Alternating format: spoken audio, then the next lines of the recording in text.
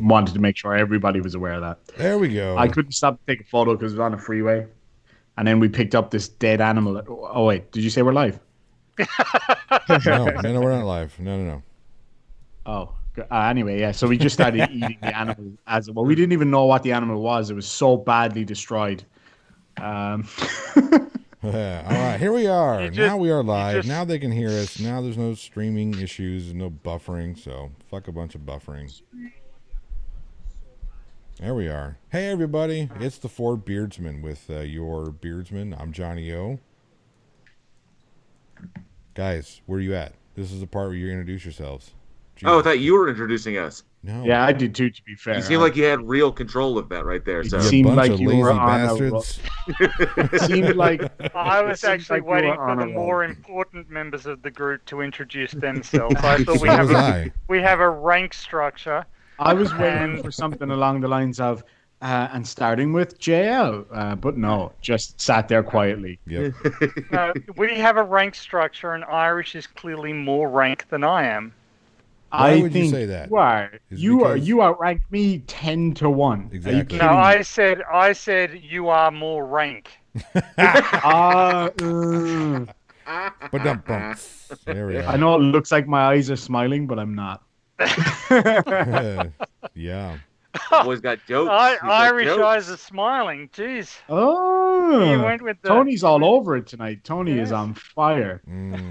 All right, so let's try this again. Hey everybody. All right. You welcome hey to the Jay. God damn it. Welcome to the Four Beardsmen. I'm Johnny O, and with me as always are my sidekicks. I'm JL. I'm PhD Tony.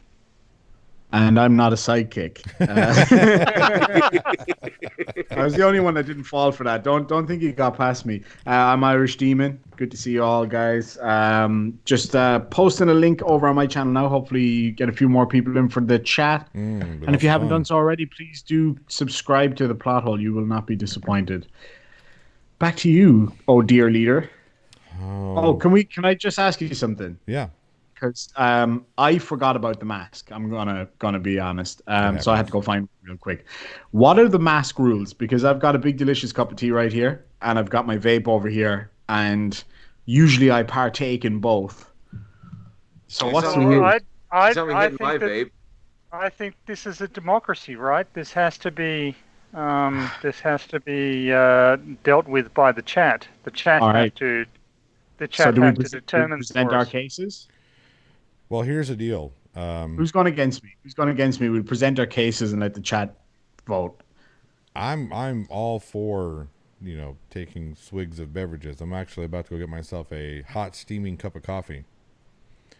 Hot steaming cup of ass. I knew you were guys. See, that's the reason I set them up, and you guys got to knock them down. But don't be afraid, Irish. When I set it up, don't be afraid. Knock that shit down. That's what I'm doing. See, I can't bake. Little Wolf recommends rectal application only. I could do that. I'd have to remove the butt plug first, but sure. I would need a much larger mask. Luckily, I only have the 8-gauge anal beads in right now. Demonetized. Well done, JL. Is that some sort of record? Okay, ladies and gentlemen, it's been a great night. See you later. So what are we doing? Who's going to take me on in a debate about whether or not I should be allowed to sip my tea and vape? I'm not me, because again, I'm about to get myself a cup of coffee. I also have my wake up juice. So okay, Tony, you and me. What do you think? Well, I'm going to take the extremist view. You have to leave the mask on for the entire stream and see who passes out from dehydration first. Present your case. I just got that last bit. Microraptor says, use coffee-filled needles. I mean, even if my mask is on the side of my head, it is technically on. Let's just, if we're going to go into semantics. But are we going to go into semantics? Yeah, but it leaves you open to attack from Karens and other assholes. That's a very good point. You wouldn't want to be on their side. No. Oh, that's a low blow, Tony. Well, not really. I figure it's well deserved. You need to avoid any sort of ambiguity about having the moral high ground. No, I think you can lift your mask. I shall demonstrate. Shall I? What are you doing? He's going to demonstrate while drinking. He's going to have the mask and then he's going to drink. Let's see here. This is going to be some of them college learning tricks here now. Irish is going to try that and spill it all over himself. Yeah, you're drinking a cold beverage though, yes, Tony? I am drinking a cold beverage. Now do that with a red hot coffee. Yeah. I don't drink hot beverages, and you're just reinforcing why that's a great idea. I would like to point out that Tony. I would like to point out that everyone here is wearing their mask appropriately. That's right. I cannot tell you how many people I see running around with it down here or some variation that's just utterly ridiculous. This one is the my one favorite. that gets me, right? I know you guys can't see me, but this one here is my favorite, and I have to tell people all the time at work to fucking put their masks back on. Right. Yeah. I get it a lot sorry, hold on. I've lost my stream. Okay, I'm back. Sorry. Yesterday I was in the chemist. Are you urinating while talking? Oh God! Fucking who, me? I've got my bottle here as well, just in case. Well, you were just talking about losing your stream. And, no, I know what you mean. It's really, really hard when you're sitting down because it has to kind of go around the corner of your knee. You know how it is. See, this is why I support the glow birth model, and I buy industrial strength astronaut pads. That way I can just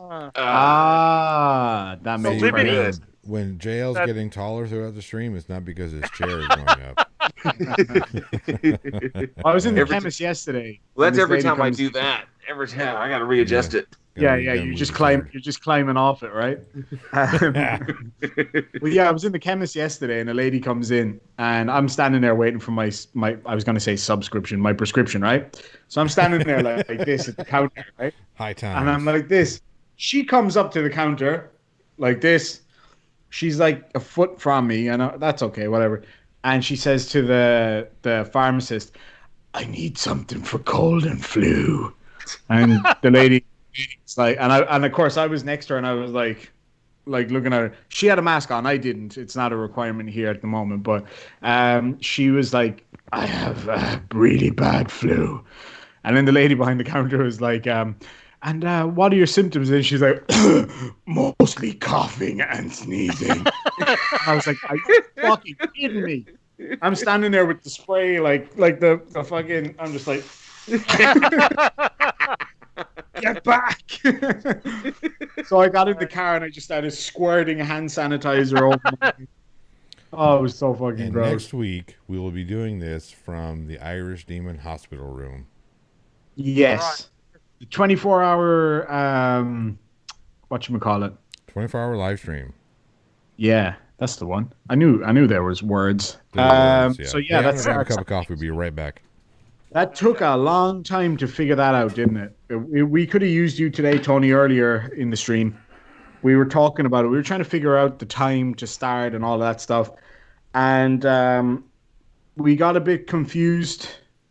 And then JL saved the day by using his superior mathematical skills to figure out the time difference and the subsequent times. So, what have we figured out, guys? What have we figured out time-wise?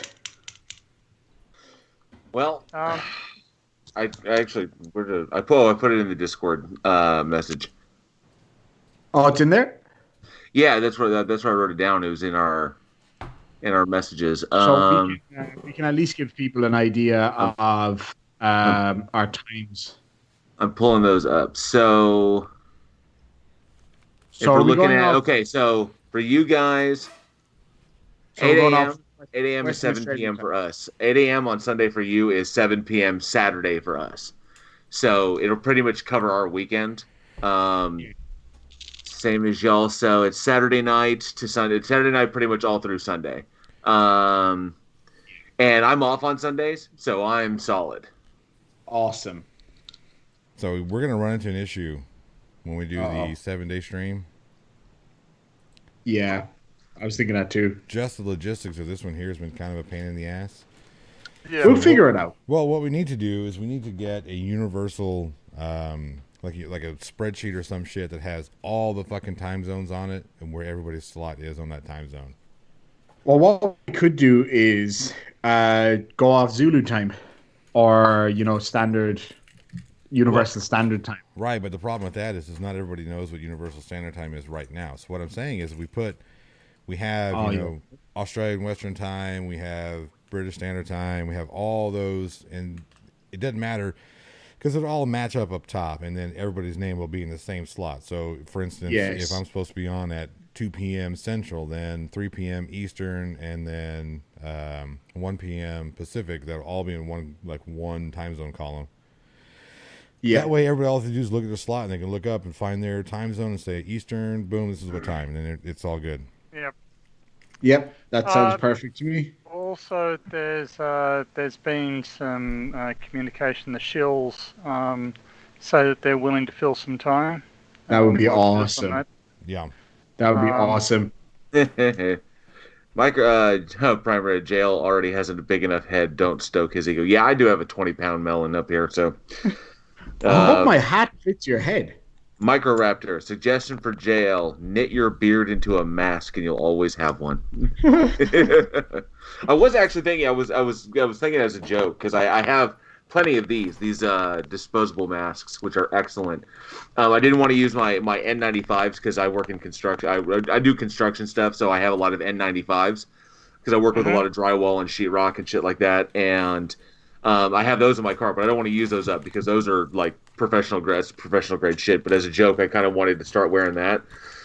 So, my Bane mask. I thought that would be it. It only works if you change your voice. I can do that. Exactly, just like Irish Demon did. You know what I just realized? People don't know which one of us is talking. Let's hold on. That's the beauty part. I have a really good idea for a little bit of fun that we can do here. Oh, shit. All right, so we all stay as perfectly still as possible. And the chat have to figure out which one of us is talking. So we'll have to put on funny voices so they don't know who's who. All right. So in the chat, Johnny O, tell us who's going first. Here we go. We will... Wait a minute.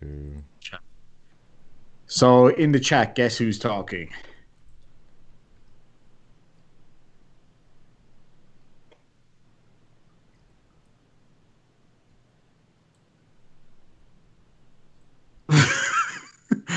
Oh, sorry. I think you just gave it away. Yeah, I did give it away. Because you asked for a link, and I thought, do I have to give? Are you asking for the link in Four Horsemen, or what's going on? I suck at this. Tony, you're amazing. Oh God. Okay, so we'll try this again. We'll try this again. Anyway, try a different one, Johnny. Yep. So everybody look directly at the camera and try not to move. But we actually do have to move our head to read the comment, though.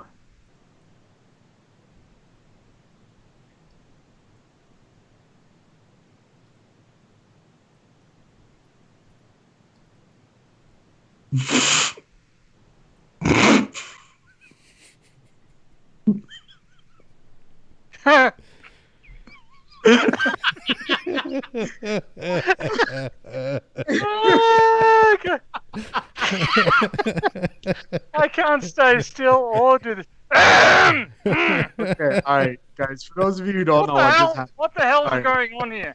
Okay, this is ridiculous. I think Tony might be a little bit confused here, right? So the idea was watching the fucking chat, was I? Because it usually gives me a fucking alert, and then this time it decided not to.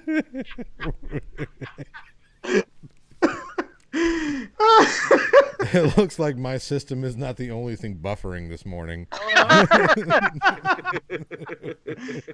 Oh my Jesus God, Christ.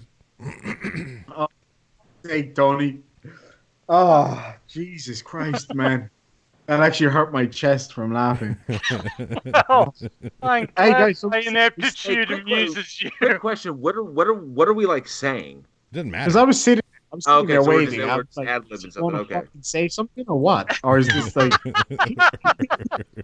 then I couldn't I stop. honestly, like the first time through, it said, here's the alert, and then I completely misunderstood it, and then he tapped me again, except that it was in the chat, but this time it didn't give me the alert, and I'm just like, what the hell is going on here? According to Little Wolf, this is exactly what happens when JM gives you his degree.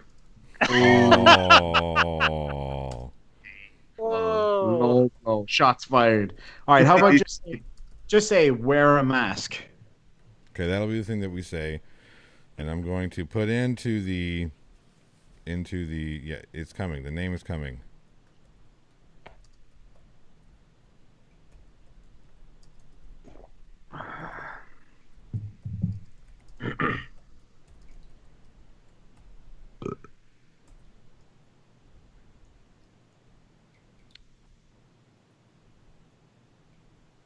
Wear a fucking mask.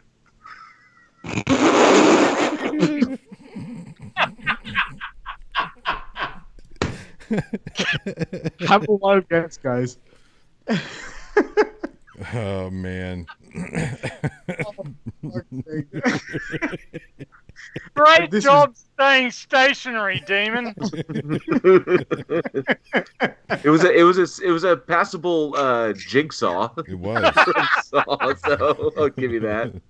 You know, the thing is, right? The funny part was, right? We were all looking at it. I think myself and JL probably saw it before Tony did, and Tony just went like this and looked at the chat and then went, "Where the fuck am I?" Oh my God. Because I am so good. This is the worst fucking game ever. This is a terrible game. Who the fuck came up with this? Oh wait, that was my idea, wasn't it? Did somebody else fuck this up? Oh, for fuck's sake, man. All right, Johnny. Take 4. Yeah, here we go.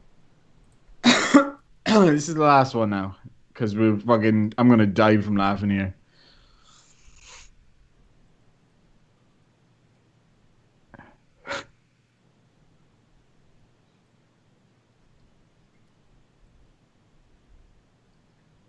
Are you typing with your dick? What's taking so long?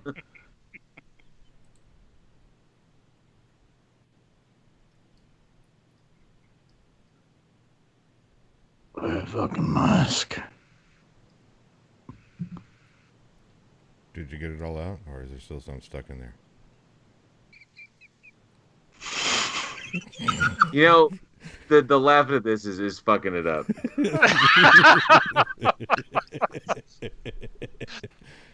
Oh man. Hey, nice hat there. It's almost like this is not my bloody day job, isn't it? I know, right? I got this hat in a store yesterday, and I went in and I bought a really cool Quickie Mart hat, and then I saw this one for $5. So I was like, Shamon, I'm having that one. Yeah. Then I saw another one which was a Stark one, and I'm a Game of Thrones fan, so I got that one. I've never seen the Game of Thrones. I haven't seen a single episode of Game of Thrones. Really? Oh, you're so edgy. No, it's not that I'm edgy. It's not that I'm edgy. It's just I like hearing all of you asshole, you fucking elitist motherfuckers. I love it when all of you elitist motherfuckers who've seen every single goddamn episode look at me like, I can't believe you haven't seen it. I'm like, yeah, well. Yeah, see, you are an edgelord. No, I have better things to do. My God! Here's the thing, Irish. Johnny, could you be any more Joffrey right now? Yeah, so Joffrey. Look, so all of edgy. you, listen. And he's like, listen. I actually watch like crap. So Joffrey. I mean. Listen, I have better things to do, like fuck women. See, that's where you're wrong because I fuck my wife while watching Game of Thrones. You fuck your wife because of Game of Thrones. Sometimes, yeah. You get that. I beard, just- you get yeah, that. yeah. Oh, I'm an Iceman. Oh. So random. Okay, yes, that's you're- even better. That's even better than you not having watched Game of Thrones. You making Yeah. jokes about Game of Thrones. Oh, yeah. You clearly don't understand. You're just gonna insert D&D references that you heard Exactly. somewhere. Yeah. Oh, Fucking giant on the hillside. he's Wait a one of minute. these, like, Just because I haven't watched a single episode of Game of hipster- Thrones doesn't mean I hadn't read the books, you fucking jackasses. Don't be lazy. Read. Yeah. I did read, and the television series is a lot better. Yep. Boom. He's one of these. Because I actually only watch like HBO indie writers, movies. HBO writers are better than fucking George R.R. Martin, Well, that's not which is a hard. shame. That's not hard to do. George R.R. Martin killed so many of the central characters that he had to introduce a whole bunch of other characters that he followed round, whereas the characters we were actually interested, who'd survived shit, were off doing interesting stuff that we didn't get to hear about. Yeah. Fuck you, George. Tell us how you really feel. It's Oh, not, it's really, not like really, really Tony interesting. cares or A anything. really interesting interview is if there was a I can't remember where it was done, but you can find it on YouTube. It was George R.R. Martin sitting down with Stephen King. Right. And as we know, George R.R. Martin takes forever to fucking put out a book. It friggin' light will travel. That it takes him to try and type some shit out. So like 8 minutes. But Stephen King is churning out like a novel a year. Yep. And so George was like, "How do you type so fast? How do you do it? Do you ever second guess yourself?" And Steven's like, "Yeah, all the time, but I plan for it. And so when then I go back and write. So this is what I do." And he was like, "I always like write a paragraph, and then I hate it, and I delete it, and I start again." And I'm like, "Oh my god, dude!" So he sounds like he's got some sort of. Damon, stop trying to raise the tone of the conversation. That wasn't me. We're- That literally was not. No. Sounded like you. Oh, you're. That's a sly, fucking attempt at covering up your own burp. Sure. That's what that is. Sure. Yeah. See, always look at the guy that throws the first stone. Right. Who smelt it, dealt it. Sure. Sure. So, what are we talking about tonight, lads and lassies? I don't know, but this morning we're talking about all kinds of shit. Yeah. What was your? I didn't get your topic. The setup was that there was going to be a primary topic, and then we'd all bring one ourselves to. And of course, the primary topic never happened. No. Needless to say. No. Well, we covered the primary topic. I did is suggest a one. 24-hour live stream. You did. What did you suggest? I suggested the imposition of a fascist state in the United States. We are That's what we slowly have right here. We are slowly getting there. Given the shit that's That going doesn't down in seem all Portland. that slow at the moment. Anyway, that was my suggestion, and then I missed that. for the benefit of any illegal surveillance monitoring our Discord chat, I made it clear that my account was illegally being operated by Irish Demon. Oh, I do remember that. Hey, if my mask can't stop my Steam, then how can it stop the virus? Yeah, so you do that too good, Steve. You do that too good. I know I did that way too good. Just a disclaimer, I didn't mean that. And if you think that I did, you're an idiot. If you believe it, you're an even bigger idiot. Like, let me give you guys an example, right? Here's my hand, right? Oh, hold on now. Hold on. Uh-oh. All right, hold on. Put it away, demon. Missing your hand? What? Give me 1 sec. Is this going to turn into a porn stream? About to. I don't think we could have turned this into anything What the else. fuck are you doing? I can't find my lighter. I was just going to prove that it's like... All right, hold on. Is that what you call it? Right? You're on the camera. Son of a bitch. Oh, Little Wolf, that's awful. Little Wolf says. Come on. Little Wolf Right? says. No. This is an egg. I can't see you. What? You can't see me? Well, you're not clearly. You're on not. the... You're not fully framed. You need Yeah. to move over a little bit Oh, for the love of Christ. to your left. Yes, Right. there you go. Can you see me now? No. Just make sure you're fucking centered. Bring Right. Yeah, there. Do I need to give you the fucking? Do I need to give you the goddamn frame? Okay, I don't have an endless supply of gas here. Can you see Yes, the you flame? do. I doubt that. Yes, you do. Observe. Listen. So you know I'm not taking my finger off. Move left. There you go. Cool. You can see it, right? Okay. Yes. Put the mask on.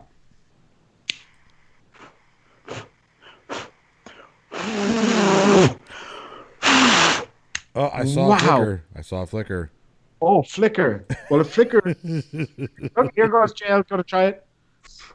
So, for those people in the chat who thought that flat earthers were bad at scientific demonstrations, And God, I got it out of the first try. I hope you are thoroughly chastened. It's not as easy as people make it look. Hold on a second. Was that aimed at me, Tony? I was agreeing with you for a minute, and then I was like, hold on a second. He's talking about me. This motherfucker's talking about me. What the fuck? So for a minute, I was night, like, I agree. People do make a ball demonstration. Last night in the middle of the master debaters, I'm sorry. You know what? I'm not gonna. We'll come back to that because that was setting up really terrible. We'll come back to that. Okay. Jesus Christ. Last night during the plot hole live stream, my youngest daughter brought me this awesome picture. Oh no. Is it going up on the screen or what? It'll be on. You can't see it because with live stream rules, but you're not important. I'm not important. You'll see it on the live stream though. There you go. Okay, we'll have to wait for that. What is it? Hold on, where are you seeing it? Oh, it's on YouTube. If you look at the screen, cute. I don't see anything. Oh, now I do. Oh, yeah. Look at that. So there's clouds. Let's see here. There's a sun and there's a windsock. I don't know what the green and brown things are yet. Where's the curve, bro? You don't see it in the. Look, there's a curve. No, that's just perspective. That's just perspective, bro. That's your eyes. Your eyes are curved. That's true. This is also true. My eyes are very curved. I'm still trying to figure out how I'm going to drink out of my goblet of doom. Fuck me, Tony. It's like watching a monkey fuck a football. I'm actually seeing that. My favorite quote is actually, it's like, will somebody catch a goddamn ball? It's like watching a bunch of retards trying to hump a doorknob. That was dodgeball. That's dodgeball, yes. Like watching a bunch of retards trying to hump a doorknob. Rip Torn makes that film. If it wasn't for Rip Torn, that movie's stupid. If you can dodge a wrench, you can dodge a ball. Dodgeball. I love that. What? Necessary? Is it necessary to drink my own urine? Necessary? No, but it's sterile and I like the taste. I like the taste. I think of that line every time I hear the word necessary. Every single time I hear the word necessary. Is it necessary? That piece of dialogue. Fucking like in a court case or something, and the judge is like, "Is that really necessary?" And I'm just sitting there like, whenever I worked at the bar, I would just yell out random movie quotes.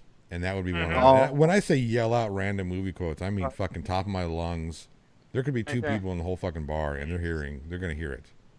Yep. I love always one of them. To the chat, what's your favorite movie to quote? Mine is any of the Austin Powers ones. Favorite movie quote of all time? Of all time. Austin Powers, without a doubt. Life finds a way. Life, for fuck's sake.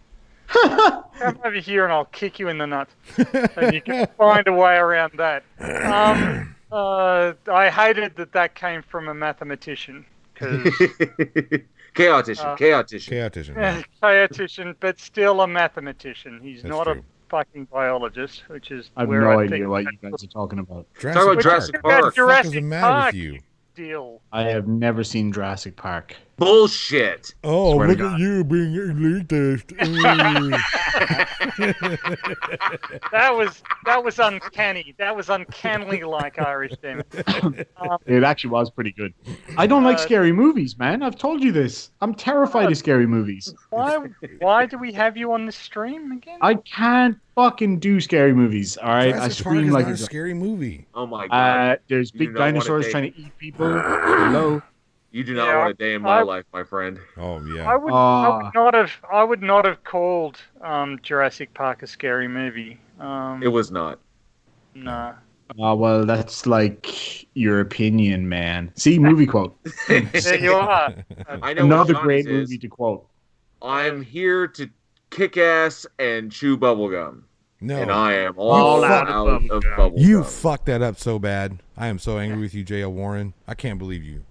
You turned in your horror card right That's now. what Roddy Piper says. No. You fucked that up so bad. Golly. I have come here to chew bubblegum and kick ass. And I'm all out of bubblegum. Is a correct line. And that is the classic. They live. They live. Yeah. There's so many misquoted movie lines, though, isn't there? Hang on. But The way you said it was incorrect, JL. Don't fight me on this one. I'm going to give my answer to Irish Demon's question if it fucking kills you. My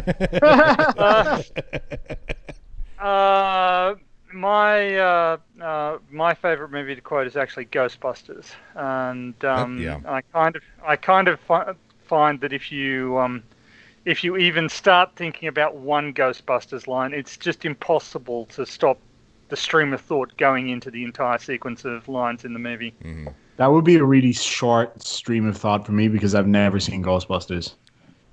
JL's over there frantically looking it up, and he's not going to say anything. No. I am going to say something. So, first thing, yes, you are correct. The line is, he says, chew bubblegum before kick ass. So chew bubblegum and kick ass, and I'm all out of bubblegum. Okay. Yes. However, in the video game Duke Nukem 3D... We're not talking about Duke Nukem 3D. Hang on. I'm not allowed. No obscure bullshit. In the video game Duke Nukem 3D, they switched it because I think tonally it sounds better. Because I'm here to chew bubblegum and kick ass. I'm here to kick ass and chew bubblegum, and I'm all out of bubblegum. I think they changed it. I think because tonally it just sounds better. I think it just sounds so they switched the two. Look at JL. But however, you are correct about the they live quote. Look at so JL yes, you are correct on that. Special reason his way out of this. All right, JL. No, I'm not trying to do that. I'm just saying the reason why I fucked it up is because the exposure is more the other way than the movie way. That's the problem. Yeah. So I have switched that in my head. So now I have corrected it. It's not. I want to know why I fucked up, so I don't do it again. I'm just fucking with you. Let me test you, JL. You've seen there's this movie. Not a lot of people know about it. It's called Forrest Gump. Nope, never seen it. All right then. Well, that fucks that up. JL, what did Forrest Gump say? What did his mama say about box of chocolates? What's that quote? Life is like a box of chocolates. Hang on. The whole sentence starts with "mama." I don't know. I've never seen the film, so hang on a sec. It starts with "mama" and it ends with chocolates. That sounds like a good night in my book. Oh yeah. My mom came to my house and he's on the bench and he's talking to the young African American woman. He's like, "Would you like a chocolate?" And she's like, "No, thank you." He's like, "Mom always said life is like a box of chocolates." Wrong. You never know what you're gonna get. Wrong. Is that wrong? Wrong. He says, Mama says, life was like a box of chocolates. Life was like a box of chocolates? It's one of the most misquoted movie quotes of all time. And with that. And back to the police state that we find ourselves in. Yes. This is what happened. That was an extremely smooth segue. It was beautifully done. Damn, and I got everything about the scene correct. Look, you're making JL question his very existence. Next thing you know, it's going to be the three Beardsmen and the guy who used to be JL with a beard. Gonna make him shave. What about the famous Dirty Harry quote that everybody misquotes? Oh, you fucked it up. You fucked it up too, Irish. What? How the fuck did I fuck it up? I'm going to address Jeff Roberts. My mama always said. That's what I said. No, you said mama always said. You said that the sentence started with mama. Ooh, we might have to go to the jury on that one because my quote says "Mama said." Technically, it's not wrong. I just pulled up the vid. Technically, it's not wrong. Just because I didn't use the complete quote, I didn't go like you all out and use a completely wrong word. Microraptor, that is absolutely correct. So he actually learned the accent from the young actor that played young Forrest. So yes, that is correct. Jeff Roberts, that is not true. I did too watch Sit Down with the debunkers yesterday, but I was at work, so I couldn't participate as much as I would have liked to, but I was there. I was making a video yesterday. That's why I wasn't watching. I was supposed to be making sales yesterday. I was actually. We actually had a decent day. You see, that's awful because I worked for 10 years for GameStop/EB Games, and I worked through the merger when they bought out EB and all stuff like that. And we had that same shit. We had daily, weekly, and monthly quotas. Yeah. And luckily, they did not go to quarterly because GameStop would have done that. GameStop has repeatedly been ranked in the top 10 of the worst companies to work for in the United States of America. They're absolutely abysmal. They're atrocious. It's fun because you're a kid, you're working, you play video games, stuff like that. So, but the minute you become store manager, which is what I hit, I actually became a multi-unit manager with them. The minute you hit that level, the store manager level, they kind of pull back the curtain. You get to see how the sausage is made, and you realize that they are absolutely fucking every single person that walks through that store, walks through those front doors. Yep. They're beyond awful, and the stories I could fucking tell you. But having that daily quota is such a it just rips your soul right through your asshole given enough time. So I completely sympathize with you having to deal with that bullshit, and I wish you didn't have to, because you do that shit long enough and it will end you. So this job that I work at, and I'm not going to say which job it is at all. I won't be saying anything about where I work specifically. It is most definitely soul crushing.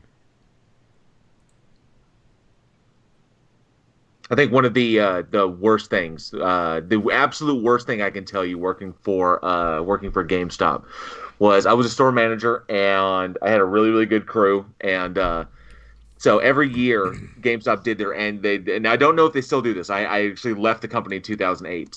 But the worst thing I ever saw them do was every year they do an annual review, and that annual review is how you were going to get your raise, and that raise was never the maximum of that raise could be was a quarter. Most people got a nickel for a year's worth of effort, and most people got a nickel. If you were like fucking amazing, I could probably get you a dime. Yeah, but pretty much everybody got a 5-cent increase. That's what Toys R Us was like. Yeah. I fucking hated so the absolute worst thing is, back then in 2007 or 2006. The federal minimum wage increased. So all of our game advisors were $5.25 an hour. That was standard federal minimum wage. But then they raised it to $7.25. Now they did this in like 2 increments where they bumped it and then bumped it. However, the year that they bumped it up, the federal wage, the actual increase was taking place in March. That sucks. I know the actual exactly increase was taking place in March, and the annual reviews were in April. So GameStop informed us that they took the April reviews and moved them to 2 weeks ahead of, which it consequently made it at the end of February. Yeah. So they bumped up the annual reviews so that by the time the annual reviews went through, it wrapped up Yep. With the federal minimum wage. So technically you got your raise and then they bumped you to the minimum. Yep. That's fucked up. So I had to explain to my entire staff why they technically that year did not get a raise. Yeah. Oh, the shitty moving so stuff. fucked up. This is one of the reasons why that unbridled capitalism just doesn't work. So getting back to more of the serious side of the Four Beardsmen, the reason why America finds itself in the situation it is today is because we've had unbridled capitalism that has been this whole trickle down economics bullshit. Yep. Does not work. Well, it works for people who are way up here with the cherry and the cream. They get all the bullshit. But it doesn't work for everybody. It doesn't create jobs. It's done nothing but completely separate. It has almost just destroyed the middle class. The separation between trickle down economics only works if the top is willing to let go of the wealth that they obtain. And they're not. So they have to be. It has to be able to come down. The problem is, the trickle down economics is instituted by. I think it was Reagan who instituted that. Does not make allowances for human greed. Right. And it does not penalize the hoarding of wealth that automatically is inserted at the top. It would have worked if there had been a system of checks and balances for when the wealth got to the top, it forced them to take a percentage of that wealth and then force it downhill, because then it would have worked. Right. But they didn't require that. So it inserted the wealth at the top and it stayed there. Yeah, it's a nonsense argument. The other name that is given for trickle down economics is supply side economics. Right. You make supply side. Look, you can make the supply of shit sandwiches as efficient and as attractive an option as you want. People aren't going to buy them, and it's actually consumption that drives the economy. So you need the people at the bottom levels of the economy to be wealthy enough to be able to afford to buy things. And if they aren't, then your economy is going to seize up and fall over. Exactly. If you look at Henry Ford, to piggyback on that, if you look at Henry Ford, when he was a shrewd of a businessman. He worked your ass off. I mean, there were no breaks, no anything. But he also made sure that every single one of his employees, down to the fucking janitor, could walk into any Ford dealership and purchase a Ford cash in hand and walk out. That was the difference. He knew how to get that level of productivity out of his people because he took care of his people.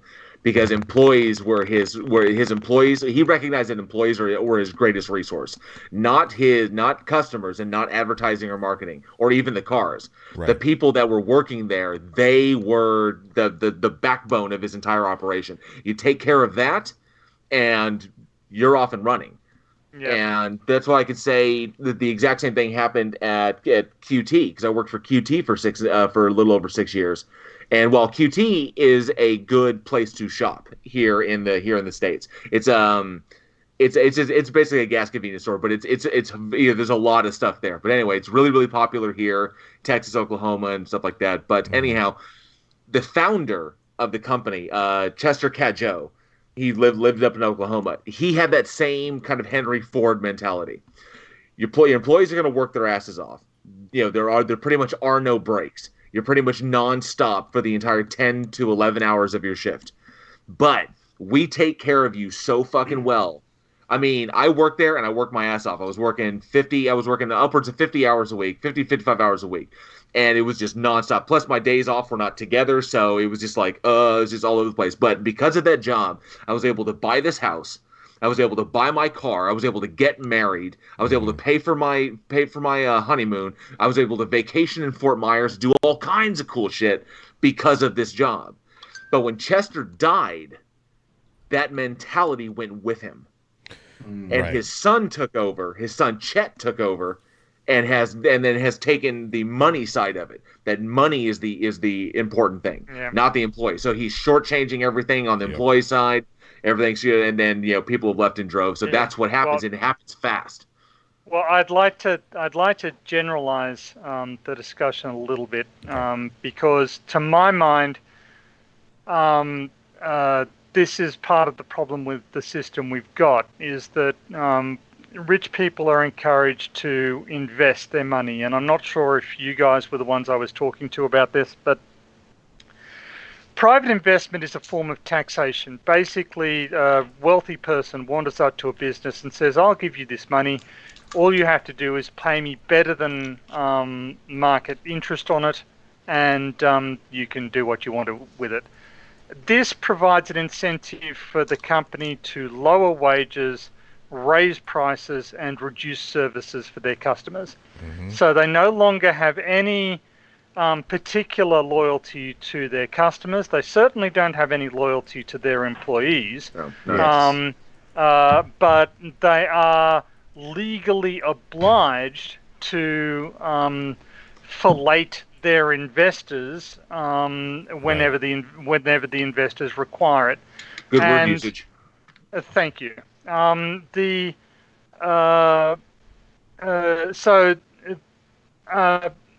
People talk about private investment as being this fabulous thing that drives the economy.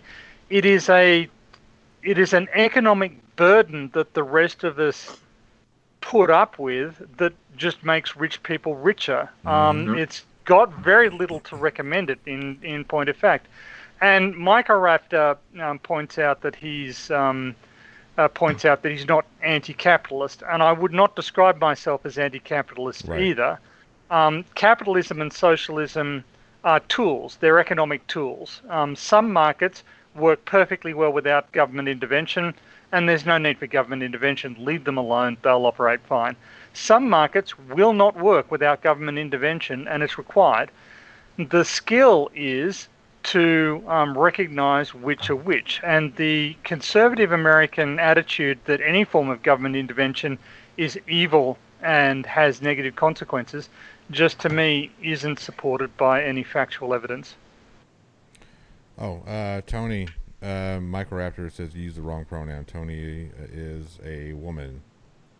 Oh, I apologize, Microraptor. And it's in your Discord ID as well. Sorry. Internet being what it is. Well, I actually noted that earlier today. Microraptor, she made the effort to reach out to me on Discord, and I noticed that she has her preferred pronouns in her Discord ID, and I did note that. But in the heat of the moment, it completely slipped my mind. I apologize profusely. I meant no disrespect. Yeah. Well, I don't think Microraptor thought you were being disrespectful. And again, to everybody, if we have offended you, I mean, we have beards, so we get away with it. You have no idea how much insulation that this thing gives me. Yes, I do. Oh, like insulation as far as like keeping heat in, but amazingly, the insulation I've seen that this beard gives me in my job is crazy, because we'll have residents that need to be talked to, because we have some extremely disrespectful residents where I work, and just don't treat the property with any kind of respect at all. And so my supervisor will go and talk to them, and he'll be like, do it like this, and then they'll just be completely flippant with him, or just like, fuck off or whatever. So then I go and talk to them, and all of a sudden it's like, oh yeah, okay, yeah, sorry about that. We thought this, blah, blah, blah. It's just automatic cowtown. And I know that's a combination. I know it's white privilege. It really is. And we joke that I have to go in there and lay down the white law, something of that nature. But, I think the beard has improved given me points to my authority. It's interesting you mentioned that.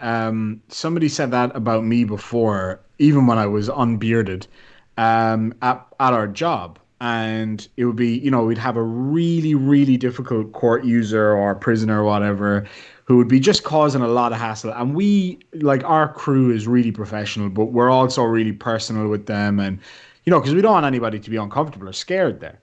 But when people would start acting up, I am by no means the biggest, toughest guy there. Most of them are ex-active service, active forces, and ex-police, and some really tough dudes there.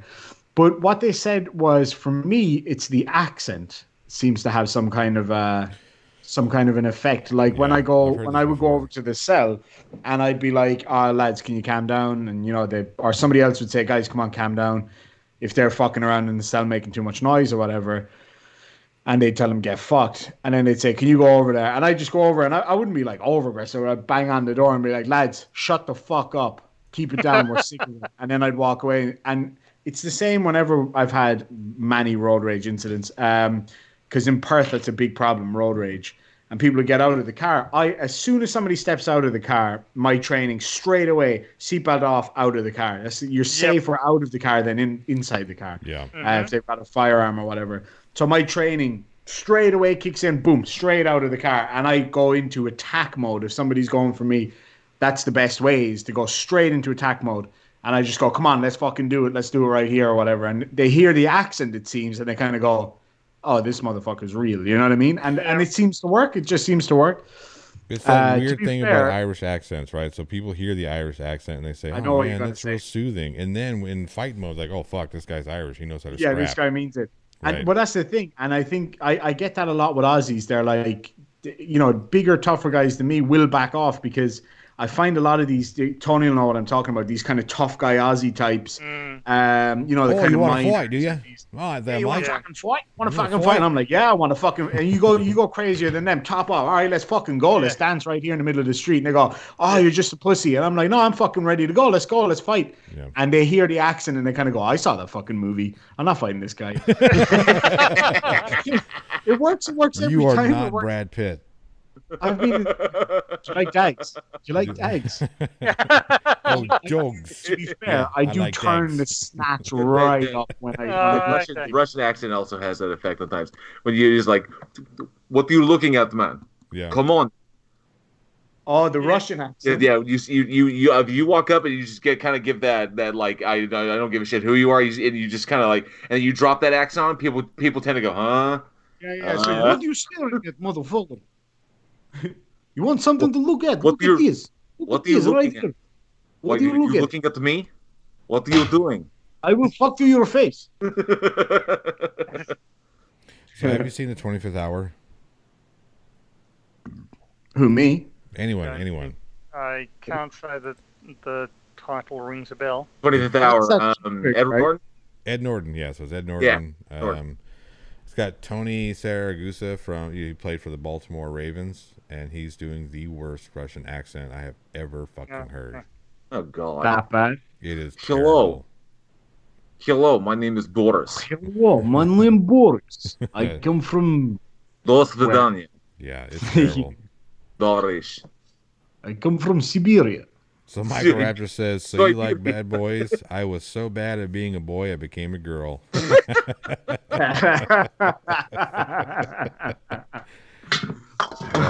Well played. All right, so let's get back into this here. Let's see here. We were all supposed to bring a topic to speak about, and we kind of talked about the main topic a little bit of the economic systems and how that we do need a little bit of. There needs to be a check and balance system. So capitalism, unbridled capitalism doesn't work, and unbridled socialism doesn't work. It needs to be somewhere in the middle. Democratic socialism. Democratic socialism works. I just want to expand on one more point, which is to say that we live in a society where legal outcomes depend very much on the amount of money you have to throw at your lawyers, which means that in any dispute between an individual and a corporation, there's an asymmetry in favor of the corporation. They can afford far more lawyers. They're going to generally get a legal outcome. In order to counteract that, you need a government that is large enough to effectively prosecute multiple corporations on behalf of individuals that have been mistreated by them. So you kind of need government and private enterprise to be in tension with one another, about equal in power, so that will protect the rights of the individual underneath. If it goes too far one way or the other, the individual suffers. And here's how we accomplish that. We either get rid of lobbying altogether, or we limit the amount of lobbying to $10,000 a year. And I don't mean $10,000 per cause. I mean a company has a maximum lobbying cap of $10,000 a year. Period. I think it just shouldn't be allowed at all. I agree with you. Getting money out of politics completely, and the lobby debate. That means we have to basically say that corporate money unless private donors can donate money, but there has to be a cap there, and corporations cannot, which means we have to end Citizens United in that Citizens United stating that money is political speech and that corporations are people, and which is bullshit. Right. Because that means the CEO is speaking on behalf of all his employees, but apparently that missed them when they passed that fucking thing. So if we get the money out of politics, which is I believe is what the Wolf Pack is currently trying to do here in the States via a congressional convention, if they can get enough states on board. That's a very slow and arduous process. Yes. Hopefully they can eventually do that. But once we get that done, then we will see a swift change. It'll be that, and we need to move to ranked choice voting, where it ends the plurality of voting, where people win because of plurality, but but with ranked choice, preference voting. Yeah, you put your preference in, and then the choices are made from there, and then that ends literally political sniping and muckraking ads and all kinds of and like attack ads. All of that shit will end because Maine is the only state who has implemented ranked choice voting completely, and so now there's like no animosity in their political ads anywhere. There's no reason to attack because technically everybody's getting a vote. It's just the rank, the choice of which you get it. So there you go. Problem solved. There is one further profound adjustment that I think a lot of countries should consider, and that is glacial isostatic. No, it is not. But it is making voting compulsory and making registering to vote automatic once you become 18. Right. Yes, and making it easier to vote. Stop closing down polling places. Damn it. Yeah, one of the things that Andrew Yang was on was something very, very simple: is you make Election Day a national holiday. Yes. Yeah. That way, everybody's off work and everybody can go vote. Instead of putting it on a day when it's smack in the middle of the goddamn work week, and then people are like, well, I can go stand in line for 5-6 hours to vote, or I can pay my bills. Yes. And when you make it that choice, then people are, here in America, capitalism rules. People are going to decide for their paycheck over anything else. And who's gonna lose out in that scenario? The lower pay. Everybody, really quick, I just wanted to say hello to Douchebag Thompson. I don't think you're the real one, but whatever. Hi, Douchebag Thompson. No, it's not the same way. That's not the real dude. Fuck that asshole. That's not the real one. I know, that's why I call him Douchebag. Anyway. Well, anyway, who's going to lose out in that scenario, guys? The low-paid worker who has to work day-to-day, hand-to-mouth. And you see, especially, here's the thing. It's even worse than that. It's not just the low-paid worker. It's the low-paid minority worker, because what they've done is they've closed down polling stations in specifically ethnic areas to make them where they can still vote. They also do things like intensify parking infringement, monitoring, all that sort of stuff. And gerrymandering. And gerrymandering. There are all sorts of levels of voter turnout manipulation. I just want to address a point that Clive Wells raised. He said that voting shouldn't be compulsory. People should have the opportunity not to vote. In Australia, it is compulsory for you to turn up at the voting station and receive a ballot, one for the Senate and one for the House of Representatives. What you write on that ballot is entirely up to you. Then you put the ballots into the appropriate boxes. So if you don't want to vote for anybody, you don't have to. You don't have to write down a number, but you have to turn up at the polling station and have your name ticked off. If you want to, y'all are a bunch of wankers. If you want to, I'm sorry. That's okay. I just imagine how many ballots have that written on it. Yes, you can write down that. People have written down far worse. It makes people it, usually draw dicks on it. Yeah, it makes it an informal vote. But it's not compulsory for you to cast your vote for everybody, but it is compulsory to turn up and have the option. That's a funny question, and you got to know, because all the people that do write-ins, so they're writing in wankers or something like that. Yeah, that's right. So how many years has wankers actually won? Because people just write that shit. So Australia should be run by a bunch of dicks. Yeah, generally, it is pretty much. Generally, we get about, I think it's 2% informal votes. So 2% of the population vote informal, generally. So sadly, wankers has never won an electoral majority in Australia. I think a lot of people will beg to differ. People who are wankers have won electoral majorities quite consistently. Yes. But, oh, so they get the wankers ballot in. They just count one for everybody. Yeah. Who was that? Who was that doctor? It was one of the doctors from Doctor Who. Was on a bus. There's a video of him on a bus, and he's doing like a tour of. Oh, I know who of, Doctor Who? England. It's, and they're passing by Parliament, and he's like, "Do you?" And he's like, "And yes, boys and girls, do you know who's in that building there? Wankers." It's hey guys, it's Doctor Who. Hold on a second. Gives a shit. Do all of you guys like Doctor Who? No. I do. I do before Moffat fucked it up. Okay, so you and me, Johnny. Yep, we're on this. I like think it before Moffat fucked it up. Eccleston, Tennant. Most painful fucking things to watch.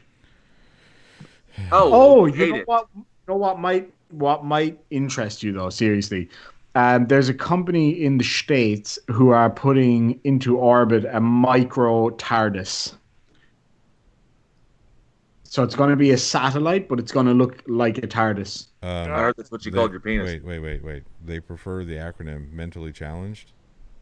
Yes. That was terrible. Vince, Raptor, I think you might be referring to Tom Baker. Nobody likes Colin Baker. Oh, hey, who do we have here? Who? Here's my little hooded one. Oh, here's my little Jedi. Okay, my little hooded one is something totally different, but I had to say real quick, I can't see anything. So we're talking about we're talking about economics and various stuff like that. I do like what Tony was bringing up about the growing notion of fascism, especially here in the States.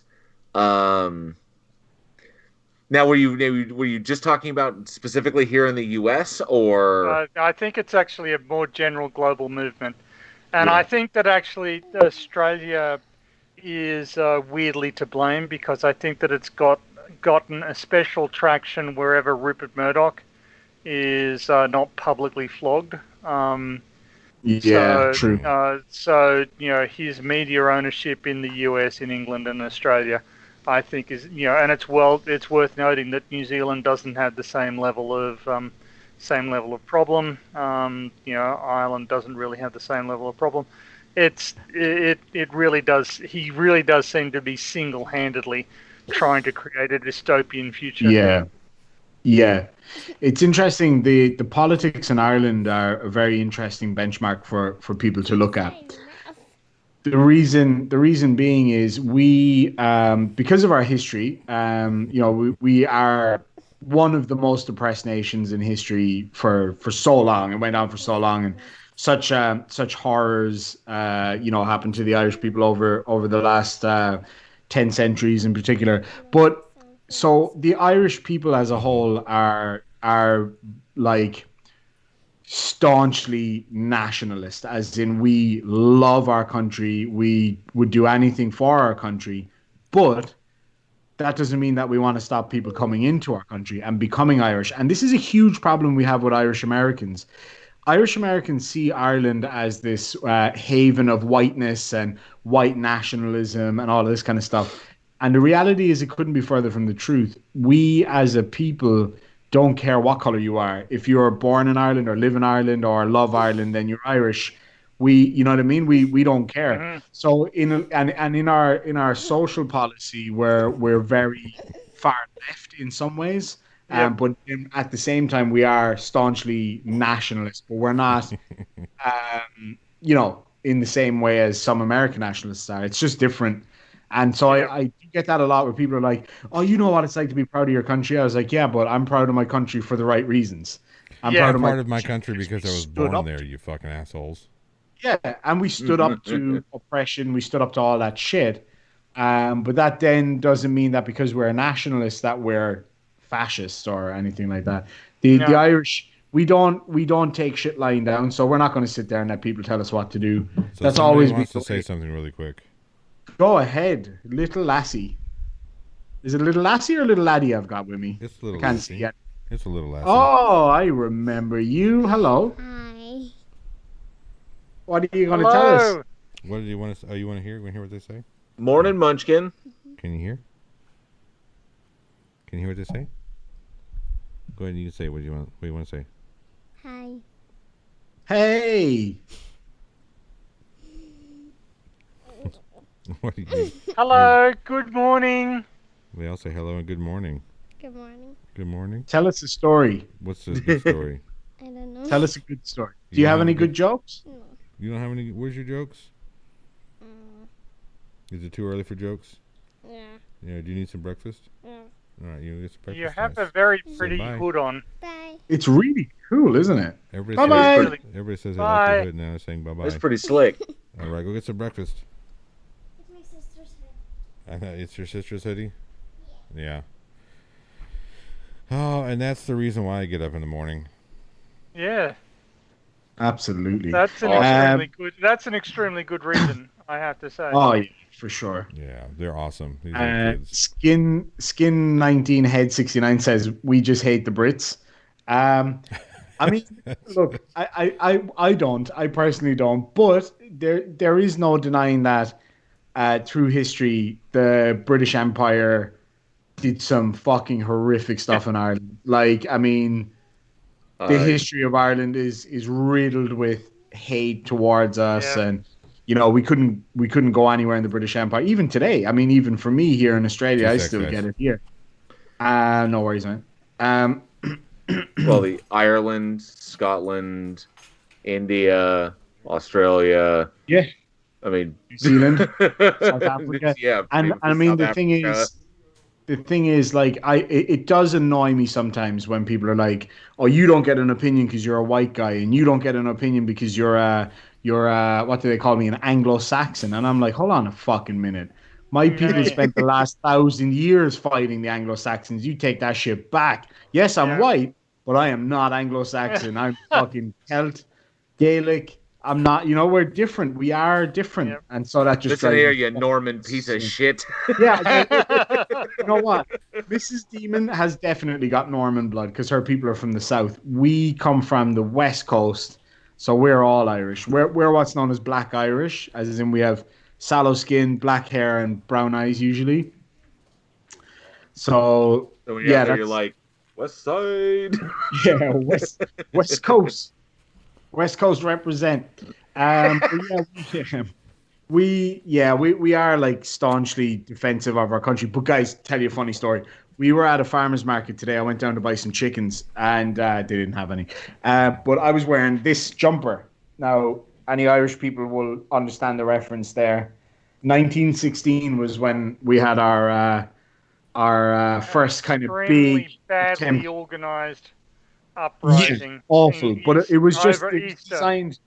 Yeah, it was designed to make martyrs, and it did, and it worked.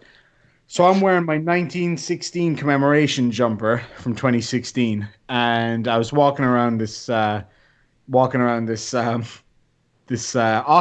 today, a poultry auction, and I'm standing there, and I thought nothing of it. I just stuck it on, and I just heard an accent coming towards me, really thick Protestant Northern Ireland accent, like, "Oh, they don't know anything here now. I'm just going to keep walking by." And I'm like, "Oh my fucking God, I'm going to get stabbed." I was like, "I'm going to get killed." And the guy just turned and goes, "Hey, nice jumper, you prick." And he, like, well, where I was working with a Northern Ireland guy who's from the Protestant side. He's a unionist, and I'm a Republican. But just for any Americans out there who think that America is the only fucking country on the planet, Irish Republican and American Republican are totally different. Just for fuck's sakes, I had this shit on my channel the other day where I said I was an Irish Republican, and one particular person was giving me shit in the chat like, "Oh, I'm fucking never watching your channel again. You're a Republican." I'm like, it's a different country, and it's a different fucking political view. It's totally different. Same word, different meaning. You know what I mean? Anyway. Yep. And then that person was like, "Nah, fuck you, you're a Republican." I'm like, "You are so ridiculously top level weapons grade fucking stupid." You are well rid of them. Tony, what is the word for that fallacy? I don't remember the name for that fallacy. It's the FHF, I think. Fuckhead fallacy.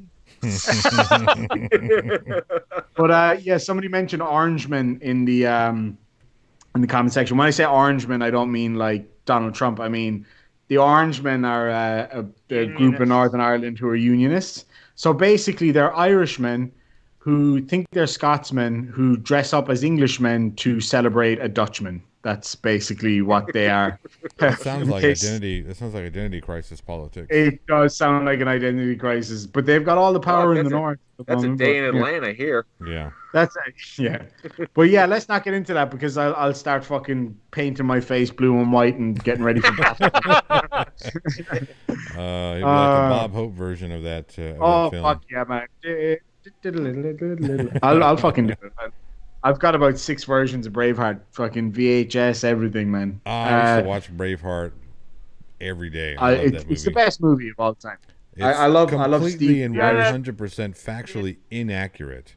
Horribly inaccurate. But it's still a fun movie. The best film ever made. Like a lot of my history friends, I'm in a lot of history groups and stuff because it's my passion, and a lot of my history friends are like, "I can't believe you like that movie. It's so inaccurate." Because history buffs are anal about movies. I'm the same. Yeah. And I'm just like, I don't care. It's still a fucking great movie. It's an awesome movie. Especially did you hear about the thematic sequel coming out to Braveheart? Or it's actually already out? No. Yeah, it came out this year. What's it called? Angus McFadden, who played Robert the Bruce in Braveheart. Oh yeah, I love that guy. Did a movie which follows the events after Wallace's death. Called Robert the Bruce. Oh, I did see that. See that, and it was amazing. What? The graphics were incredible. We don't need any more story of Braveheart. That's a good movie. But yeah, I love the part with Stephen the Irish guy. And the most wanted man. Mel Gibson in it. And that just renders pretty much any movie unwatchable as far as I'm concerned. Oh, Mel Gibson? Yeah. I don't know. I don't like the man personally, but I can separate the man and his art because Mel Gibson is a very talented individual as far as an actor goes. He may have, obviously, he's got some opinions about some shit which will not be expressed upon. I don't agree with them. He was 3 sheets to the fucking wind when he made those statements. So obviously, all of us might say shit that's. I have never turned into a full-blown racist when drunk. That's all. No, I'm not saying that everybody's a racist when they're drunk. I'm saying that when we are fucked up, I've had slip of the tongues that have come off the absolute wrong way. In vino veritas. Obviously, when he's with tongues, and then there's just. He's like in vino veritas. Obviously, when he gets super super fucked up and drunk, he starts his anti-Semitism and his racism comes out. But separating the man from his art, I really enjoy his movies. Obviously, the Lethal Weapon series is a lot of fun. I enjoy that, especially the first one. After his breakdown, his comeback when he did The Beaver with Jodie Foster and Anton Yelchin, that movie was fucking amazing. Because he plumbed some real psychological depths on that one. He is a phenomenal actor. I will give him that. He is a phenomenal actor, but I'm not denying any of what you say, but for me, I am not myself an artistic sort, so I am not so skilled at separating the artist from the product. For me, the two are intrinsically linked, and I object to the concept that he's going to get any of my money. And absolutely, I mean, I can't argue with you on that one there, because when the whole business with the, I hope you go out and get raped by a pack of N-words. I'm like, come on, dude, really? It's just and then the anti-Semitism that came out of his mouth when talking with the police and all that business. And I get people make mistakes. But there are some mistakes that are extremely difficult to come back from, especially when you make them over and over again. Mm-hmm. Yeah. I mean, there is certainly his talent as a director and as an actor. Certainly, I accept that he is, and indeed he's appeared in what at the time were some of my favourite films. But I just can't anymore. Can't reconcile with it. Yeah. Yeah, I can't reconcile. I understand that. I get that. Like, there's a few artists that I used to enjoy that I do find hard to enjoy these days. One of my favorite comedians when I was a teenager was Bill Cosby. Listening to Bill Cosby tapes and that. And Bill that Cosby sort of thing. himself, prime example. Bill Cosby himself was one of the funniest stand-up routines I have ever seen. But I could not enjoy it now. Yeah, now it's like, golly, it was so funny. I haven't seen it in years. You feel a little bad. I'm going to watch it. No, I remember listening back to Bill Cosby himself. 2 hours of the man on a chair on a stage, and he had me falling on my ass. Yes, that shit was so fucking funny. It was, and we're gonna not only funny, we're gonna take shit for this, by the way. Yeah, not only funny but highly relatable in the stories that he was telling. Right, and now we see the shit that was going on. I mean, it's as cringy as watching that video he did, because there was like a PSA he did about people people going to prison. It's like sometimes people make mistakes. Sometimes they get caught and then they go to prison. Now they're called prisoners. So he's basically trying to break down the complicated notion of felons and stuff like that to kids. So he's doing this breakdown and saying sometimes they don't get caught, but they eventually will. And now it's hey, here we are. So there's a sort of an Australian equivalent, a guy by the name of Rolf Harris. Oh yeah. Who was just this cheerful, chipper guy. He was all over the place. He had his never would have guessed it, though, would you, Tony? Never would have guessed it. Never. He's the guy that sings "Always Look on the Bright." No, that isn't. No, he did, didn't he? No, that's Monty Python. But I'm sure he did a version of that. So, he may have done a version. I mean, he's saying, "Tie Me Kangaroo Down, Sport." That wasn't him either. I think it was him. No, he might have sung it, but the person who wrote that song was actually Slim Dusty. Oh, you're such a purist. I am, but six white boomers, Jake two the Peg. little boys with two little boys. Yeah, Jake the Peg, etc.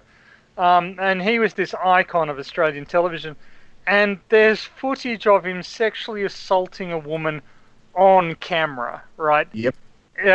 When he was a guest on a morning program. Yeah. The morning program was in bed with what's her face, and she was, and the quirk of the program was that she was lying on a bed, and the guest would lie on the same bed, and they'd have this chat, and he took advantage of the situation to sexually molest her during it, and you can, sort of in retrospect, you can see it happen, and she was so ashamed and so shocked that she just didn't know how to react. She didn't know how to process what was happening. Being groped on camera, and sort of this revelation, that this guy, and they prey on that. Predators of that sort, they know that the vast majority of people are never going to suspect them because their minds just don't work like that. Yeah, it's kind of like Jimmy Savile. Yes, yeah, Jimmy Savile. Yeah. Oh, Savile. Yeah, sorry. Exactly the same. Rolf Harris was caught while still alive because of the furor that came out after Jimmy Savile died, and Operation U Tree, I think it was called. Yeah, that's right. But they and they exploit the feelings of shame and confusion and the natural skepticism of people. They exploit this routinely. It's something that they grow up, and they are constantly aware of the boundaries that they can navigate because people just aren't on the lookout for them. Well, and even when they constantly are, catch even when they people are by on the surprise. lookout for him, though, like look at Victor Salva, right? So Victor Salva had been convicted, or at least he had been caught doing some pretty shady shit with like a 13-year-old boy, and he still went on to make Powder and a bunch of other films. Now he's hiding out in France or some shit weird. No, wait, you've conflated two individuals there. It's Victor Salva, made Clown House, and yes, was caught, convicted, found guilty, of indiscretions with the lead actor of that film. Yes, but he went on to do. But after he served his time, he went out on probation. He did the whole rigmarole, and now he's done Powder. He did Jeepers Creepers and several other films. You're talking about Polanski. Oh, that's right. Yeah. Polanski is the one who, and to be honest, while the charges are pending against him, and they France won't extradite him, because I've looked heavily into it. His case is not as open and shut as Victor Salva's was. Victor Salva's was open and shut. He did this. He fought. He did this terrible thing. He paid the penalty for it. He went to prison and did his thing. The woman at the center of the claims against Roman Polanski is very much opposed to his prosecution. And I have actually been in personal communication with her. I happened across her Twitter account, and she remains quite determined that she doesn't want to be the cause of Roman Polanski being prosecuted. I will also point out that there could well be extenuating circumstances in Roman Polanski's case, because he went through some fairly torrid shit. Yeah, he had an awful life. And not to mention that the reason he fled was not because he was guilty. He fled because he found out inside information that the judge had already determined his guilt before the trial had even commenced. Right. Yeah. So that was why that's why he left the country, because he realized that no matter what happened in the trial, that judge was going to find him guilty regardless. And that inside information, it made it from person to person to person. So eventually got to his defense attorney. His defense attorney said, "Oh my God, this judge has got it out for you, and he's going to hang you no matter what. Yeah. You're done." And he was like, "Fuck that! I need to have my day in court." So he bailed. Wasn't he already convicted, but he was awaiting sentencing? No, he wasn't, because he failed to show for court. They automatically convicted him because in absentia. And so so that's why they're trying to extradite him, because that stuff is still waiting for him if he ever comes back. So they literally, it was a kangaroo court. He was convicted before the trial even began, and because he knew that and he got that information, he was like, "Holy shit!" He jumped on a plane and got the fuck out while he was on bail, and he was like, "I'm not coming back until we get this sorted out." And so far, the legal system has refused to even go down that route. And even the people involved on the opposing side are like, "We don't want this to happen. This is insane." It's become a grudge match where literally the legal system just wants him so they can cross it off their ledgers and shit. Yeah. Let's see here. Michael Raptor says, "I'd like to believe that you can help pedophiles, at least the ones that haven't offended yet, but I don't know the best way to do that." And that's kind of where we get into that interesting, weird area. Yep. Because it has to be said that pedophilia is a recognized sexual attraction. Just like podophilia, just like dendrophilia, just like, anything like that. So lumping it in with the first thing that has to be done is that people need to stop lumping that in with certain negative things that are automatically negative, because there's a difference between pedophilia and pederasty.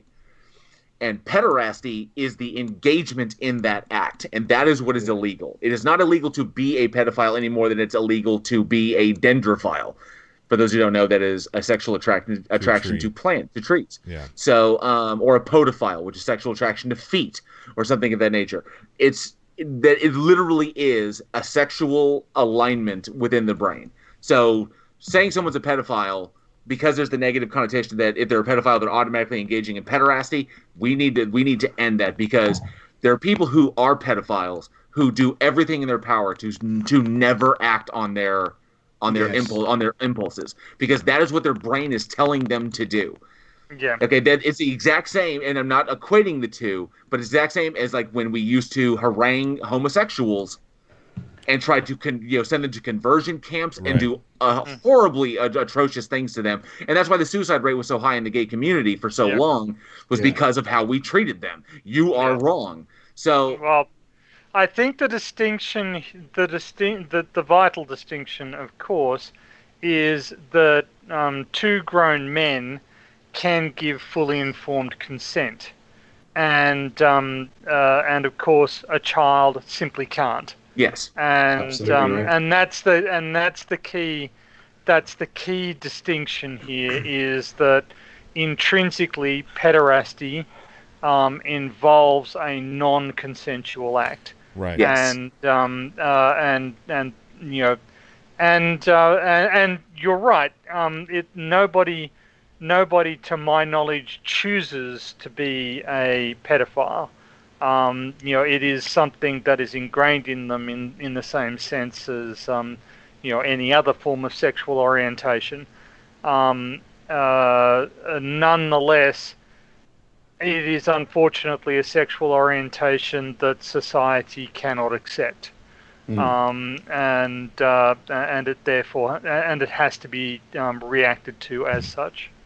And see, Glober Mom in the chat says the word pedophile, like the word racist, is used too generally and too maliciously. Yeah. And well, we kind of step into a very dangerous area with that conversation, simply because there are a lot of people who are racist who use that line, and I'm not saying Global Mom is one of them, so please don't misunderstand what I'm saying, but a lot of people who are racist who use that line of reasoning to justify their racism.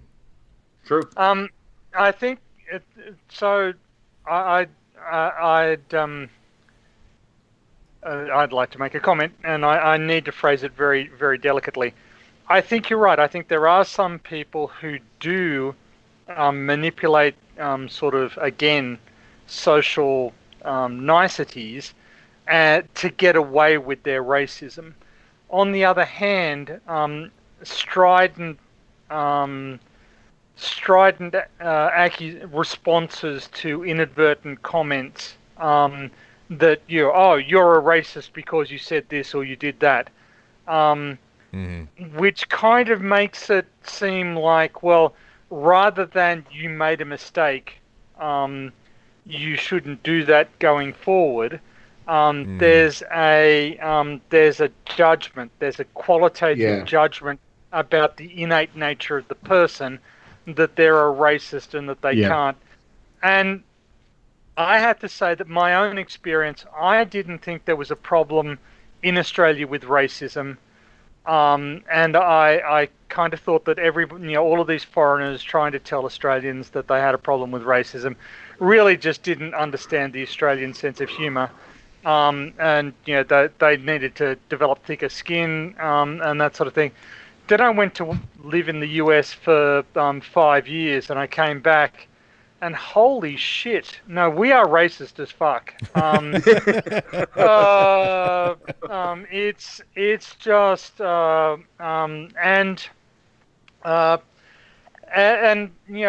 we just you just need to step back and go, okay, assess the way you act and assess the way you talk, because is it Avenue Q that has the song "Everybody's a Little Bit Racist"? I think so. Everybody, racism is a very natural response. Well, hang on a second. Wait a minute. Well, it's an extension of tribalism. Prejudice is a natural response. We all, because again, of the way that our natural desire to stay breathing, we look at something or we hear something or we experience something and we automatically prejudge that. Racism is a different tool, right? So racism implies a power construct. Well, I'm going to go with a slightly different, humans are social animals. So on an instinctive level, they're looking for very easy ways to decide who's in my group and who's in the other group that is opposed to us. And racial characteristics are one way of doing that. Right, but that's not necessarily racism, right? So racism is saying that because I'm white and you're black, you are subhuman. You don't deserve the same rights that I do, or you don't deserve the same respect that I do. There's that. Well, wouldn't that technically be a further extension of tribalism in that respect? Just one tribe is larger than the other, and then is dictating what the smaller tribe can or cannot have, because they're the bigger tribe and they can decide what's right, because with size comes power and strength, and and then now we can call it racism because they are infringing upon what we recognize are the inherent rights of the individual. But it is all an extension of tribalism. Is that tribes banding together, and there's the white tribe and the black tribe, and different tribes, and so it kind of all stems from that. That's kind of how I tend to view racism. I tend to view racism as related to the establishment of these power constructs that Johnny talks about, and I certainly think that the power constructs and the socio-economic implementation of these power constructs is very pernicious and sinister, and is certainly the cutting edge. But I think that that's related to sort of the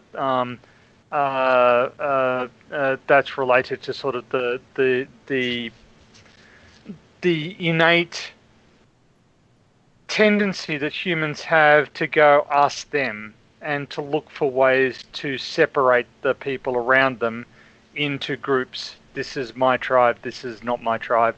And I kind of think that that's a fundamental force in what's going on here. But if you go, okay, so this is something that anybody can do at any time. It's not like people are born without sin. And as soon as you say, okay, well, this is something that I have control over, and I can modify my behavior going forwards, then it becomes a problem that you can cope with. But if you say, no, there isn't a problem, this is not something that needs to be discussed, that's when it can fester and become toxic. Mm-hmm. Would be my way of looking at it. I just want to point out the irony of 4 white dudes with beards talking about racism. Well, yeah, no. Well, see, that in itself is a racist that itself is a racist proposition, because you're saying that we can't do it because of the color of our skin. No, I didn't say you couldn't do it. I didn't say we couldn't do it. No. I didn't say we couldn't do it. It's just that we experience racism from a completely different. This is true. We do. Yeah, from my perspective, the world doesn't have a problem with racism because I've never been on the end of it. Right. Same with sexism. Same with sexism. Really, the world doesn't have a problem with sexism either because I've never experienced it. Right. So, it's a really interesting thing, though, with what you're saying there. And I think maybe, Johnny, you might be able to relate to this, because I think we touched on it, just you and me, one time when we were talking. But so from my angle, right? So when people see me, they see a white guy. There's no question about that. Some people think maybe I'm not your typical white guy, that there might be something mixed in there or whatever. But for those of you who missed it earlier on in the stream, my people come from the west coast of Ireland. We're generally pretty dark. But anyway, so when I moved to Australia, I started working in security. It's what I've always done. Security, operations, that kind of thing. And so, I started working. We had a really mixed crew, and, male, female, all different, whatever. And but eventually I noticed that a few guys are saying, like, make sure you watch Aboriginals when they come in. Make sure you watch black guys when they come in, and all this kind of stuff. And I'm like, is this really what this country's like? Because working in Ireland, it was like, watch out for that guy, that asshole, or that asshole. Didn't matter what color he was. Yeah. Did not matter where he was from. It's like, see that guy there? He's a fucking asshole. Which guy? The black guy, the white guy? It doesn't matter in our kind of society. It just doesn't matter. Yeah, yeah. But over here, it was like, look out for all Aboriginals because all Aboriginals steal. And I was like, Well, the police officer that helped us when my car got broken into, she certainly isn't a bad Aboriginal that steals. The judge that I worked for definitely isn't, and a few others. You know what I mean? And it's like, hold on a sec, you like, is it really like that here? And he was like, yeah, you just got to watch them all. And I kind of thought, well, that's fucking horrible. I was like, that stinks. I don't like this shit at all. So I got out of there really quick. I went to a different job, and it was totally different. But what I did start to realize is, everybody knows of Irish jokes, like, Yep. And so when I would speak to people and they'd realize that I wasn't an idiot, I always got to kind of think of, oh, you speak really well for an Irish guy, or you really know what you're talking about, which is, kind of strange for an Irish guy. And I was like, are you fucking kidding me? Like, in Ireland, education's free and everybody gets a free degree and blah, blah, blah. I don't know any uneducated people in Ireland. Everybody there is educated. And I've noticed, and this is no disrespect to Aussies, but Aussies, certain groups of Aussies tend to put more weight on doing physical type work than academia. And, that's fine. But they're the same ones that will tell you that you're an idiot because you're Irish and you should go home. Like, I got told yesterday to go back to my own country. That's been said to me hundreds of times. Mm-hmm. And so when people say to me that I don't get to talk about racism because I'm white, I say, hold on a sec, it's more nuanced than that. It really is. You know what I mean? Yeah. I have been like vilified because I'm Irish and for no other reason. And being called an idiot because I'm Irish, being told that, Irish people, they put down bad tarmac and they steal, and I'm like, hold on, that's what gypsies do in Ireland. Mm-hmm. So just because they're Irish and I'm Irish, same gypsies do it here in America too. Yeah, the Romanis. They're Irish and I'm Irish doesn't mean that, you know what I mean. And like in Ireland, gypsies, as in the Irish traveling community, while they're seen as Ireland, they're seen as a sub. What would you call it? Not a sub race, but a sub ethnic group. Yeah. And they see themselves as a different ethnic group to Irish because they're a mixture of Romani and all sorts. Mm-hmm. And so we respect that as well. We like that's completely their choice. But yeah. So when I came out here first, I thought people just kind of maybe don't understand my accent or whatever. But then I started to realize people think I'm stupid because I'm Irish, or people think that I'm a scumbag because I'm Irish. And that they think we're all we drink whiskey and fight. They think that's what Irish people are. It's like, well, some of the... Well, that's part of what we do. I mean, it's part of it. But we've got the most Nobel laureates for literature. We've got the most, Nobel Prizes for literature. We're known for our history of literature and music and the arts in general. So when people say like, Irish people are stupid because they've heard an Irish joke once, it's like, well, I know a lot more smart people than you, so it's, you know what I mean? It's kind of, yeah. So when people tell me that I don't get a say because I'm white, I go, hold on a second. Do you know the history of Irish people? Do you know what we went through? And then, I understand that when I walk through a store, if I don't open my mouth, I don't get treated like Aboriginal people do when they go into the store. Mm-hmm. When I open my mouth, that changes sometimes. Not always. Most of the time it doesn't, but it does sometimes, especially in a pub. And so then I realize, yes, I understand the white privilege. I understand the white privilege part of it for sure. So when I'm walking around, I don't open my mouth. Nobody knows who I am. Nobody knows I'm Irish. They think I'm an Aussie because I'm a white guy. I'm never followed. I'm never watched or whatever. When I open my mouth, I do. An Aboriginal person could walk into a store. He could be a doctor, a lawyer. I know loads of Aboriginal lawyers.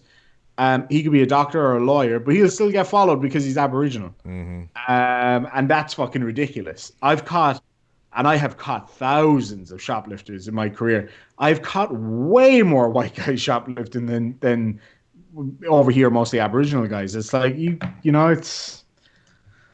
Yeah. So yeah, that just bugs the shit out of me when people say that I can't talk about racism because I'm white. I always tell them get fucked because the problem with that whole mindset is if you want to fix racism, you have to bring everybody to the table because you can't fix racism only talking to black people or only talking to Mexican people.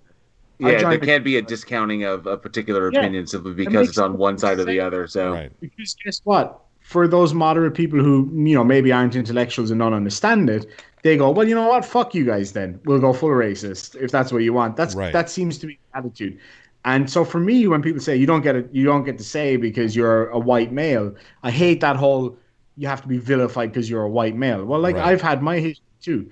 I had somebody tell me that I can't talk about people who've been sexually abused. I went through all of that when I was a child. So when I bring that up to people, they go, oh, well, you get to say whatever you want. It's like, well, why should my position in this talk change just because of what I've gone through, or because of what you've gone through? It should come from everybody's perspective, so that everybody can say, well, this is how I feel about it, and then you can challenge that from your perspective. So cutting people out because of the color of their skin sounds pretty racist to me in the first place, but it helps nothing. It pushes people further away. It pushes people apart. If you're a white guy from, somewhere in the South, where that tension's probably a little bit higher, and let's say you're not very educated, but you think, I've got some black friends that I like, but then people are shouting at you saying you don't get to say anything because you're a fucking white guy. That guy could easily get pushed into that kind of white supremacist view. I can see how that would happen, so it drives me fucking crazy. And to piggyback on that, in a different kind of context, this is the most fucking insane thing in the world. I've constantly been for, I can't say that I'm a feminist because, I support feminism, but I don't know if I'm a feminist, if that makes sense. I know exactly what you mean. And I have constantly, championed for women's rights to reproductive health, women's rights to get paid the fucking same. And somebody made a comment somebody made a post on Facebook talking about why do men need to be involved in this conversation? And I piped in and said, so you mean to tell me that just because I'm a man, even if I agree with what you're saying, I shouldn't, I have to shut the fuck up? I said, no, that's not cool. See, that makes no sense. Yeah, I got fucking just vilified and attacked and all this shit, called a fucking misogynist and all this shit. I'm thinking, what the fuck are you talking about, you dumb bitch? I'm on your fucking side. How am I what it is, right? When I want you to have the things that you want, you fucking idiot. You know what it is? Like, the thing for me is this, right? I have a problem with the extreme left. Now, politically, again, because of where I come from, politics is very different. So I don't do the left-right thing because it makes no sense. But going off the world standard of what the left is and what the right is, like in some countries, like in Iran, somebody who's a far-right, capitalist, whatever, in America would be seen as a crazy lefty in Iran because of the different standards. So for me, if going off American standards, because, like, let's face it, that's pretty much the world standard, I would see myself as center left because of some of the views I have, and certain things don't probably match up exactly with the left. But the extreme left is making it so difficult now because people, when BLM came out, everybody was like, fucking yes, let's do this. Then it started to get out of fucking control. Not because BLM as an organization were out of control, but because certain people were taking it and bastardizing it and making it into this crazy extreme left. Not just BLM anymore. It became this totally extreme thing, to the point where you have a bunch of 12, white, 20-year-old mixture of individuals, all white though, shouting at a black police officer, calling him a racist. And then you think to yourself, hold on a fucking second, this isn't what this is about. Why does his life not matter? Why does his view not matter just because he's wearing a uniform? That's fucking bullshit. And I will say that whole, I'll tell you this right now, when people talk about the Blue Lives Matter shit, that's bullshit. And I'll tell you why that's bullshit, because blue lives they're not a race of people, it's a fucking job, A. And B, no one ever said that just because Black Lives Matter means that police officers don't matter. Exactly. There is There is a bastardization of that. And I will agree with you. There are people who are taking this to the fucking extreme in both directions. Right. So, however, I will say that there are people whom are anti-BLM who have put out, I don't want to say operatives because it makes me sound like a fucking flat earther, but there are people who have infiltrated the movement from the other side to give Black Lives Matter a bad a bad reputation. There are misinformation programs around. Oh, for sure. I think that the point you're making, Irish, is exactly the point that Globemum was trying to make, which is to say that it's very easy to throw the label racist around indiscriminately and make people use it as something that makes people feel small. And when you attack a person like that, you actually drive them into the arms of sort of people who will say, no, it's all right, you're still a good person, and it doesn't matter what other baggage they bring along politically. You're grateful to them for treating you like a real individual who can be listened to, and you feel you provide them with a voice that they feel they don't have. So I think that the criticism of the extreme left, and I would advise again that you check out the works of Jonathan Pye, because this is a lot of what he does is actually criticize the extreme left when they do exactly that. It needs to be borne in mind that the guy is playing a character. So what the character is saying is not necessarily his belief system. Apparently the character is a bit more left-wing than he is. But even so, he criticizes the extreme left because they create this culture of intolerance. Yes. And while it's true that we shouldn't tolerate racism, we should oppose it. We should also understand the difference between somebody who says something unfortunate and a dedicated racist who is out there beating the crap out of people or inflicting economic hardship on black people. We need to recognize the different degrees of definition. Yes. And that's where I was called a racist yesterday. Yeah, so that's where that whole nuance thing that Prime Red talked about comes in. Yes, the whole idea of racism is very nuanced. However, there's a power dynamic in racism. Like prejudice, people prejudge everything, right? You see a giant fucking Easter Island looking motherfucker, you think, holy shit, that guy would fucking crush me like a spedo egg between thigh. Not knowing that he may be the most gentle giant out there, wouldn't fucking hurt a fly. But because we see this big dude, we think, holy shit, he could crush me. So there's that prejudice is different than saying, well, he's black, he's going to rape or kill, or they're Mexican, they're going to be drug dealers or rapists, and you know what I mean? There's that difference. Racism can be weaponized. So can being prejudiced, but when you start weaponizing prejudice, that's when you start getting into the whole racist thing.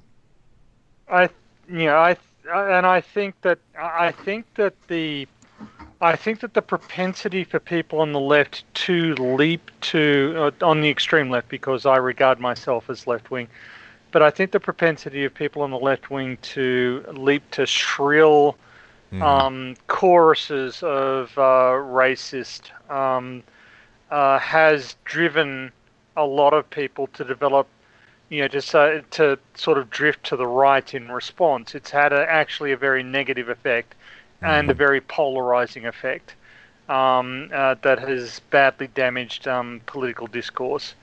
Because there are actually serious problems with racism. So in a sense, these people on the left are right. We should, not tolerate racist behavior, but we need to actually have some intelligent understanding. It's not just an on-off switch. It's not a binary. It's not a binary choice. Right. And people don't fall into a facile good-bad categorization, which is what I think people are trying to do. All right, so we've got about 30 minutes before Craft Tequila starts her live stream. So let's shift into what's going to happen next week with the 24-hour live stream for charity. We'll talk about that for a bit, and then we'll get out of here so people can move over to Crafty's stream. Damn, I didn't get to talk about CRISPR. Oh, I know it. Fucking well, we'll keep that for the 24-hour live stream because CRISPR. I definitely want to get Tony's opinion on that. Yep. The direction it's going. Yeah. And then well, if you've seen Gattaca, over there trying to burn shit down. So yeah, I am. Got a big tree.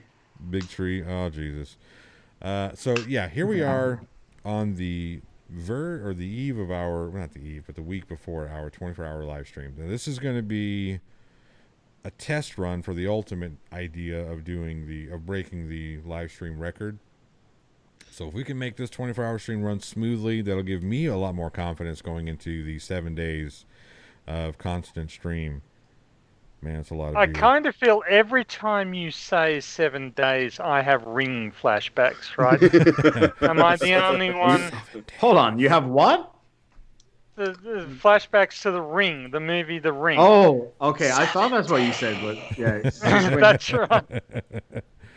It's just when you said a Ring flashback, I just thought some other things that probably... something other little more. That says more about you than it does about me. I completely agree. All right, so next week we're going to start out, man, so this is the thing that really kills me, is the whole time zone thing. Like, we have Irish Demon working in Australian Western Time, and then we have PhD Tony who's working in Australian Eastern Time, I guess. There's a 2-hour difference between you two, right?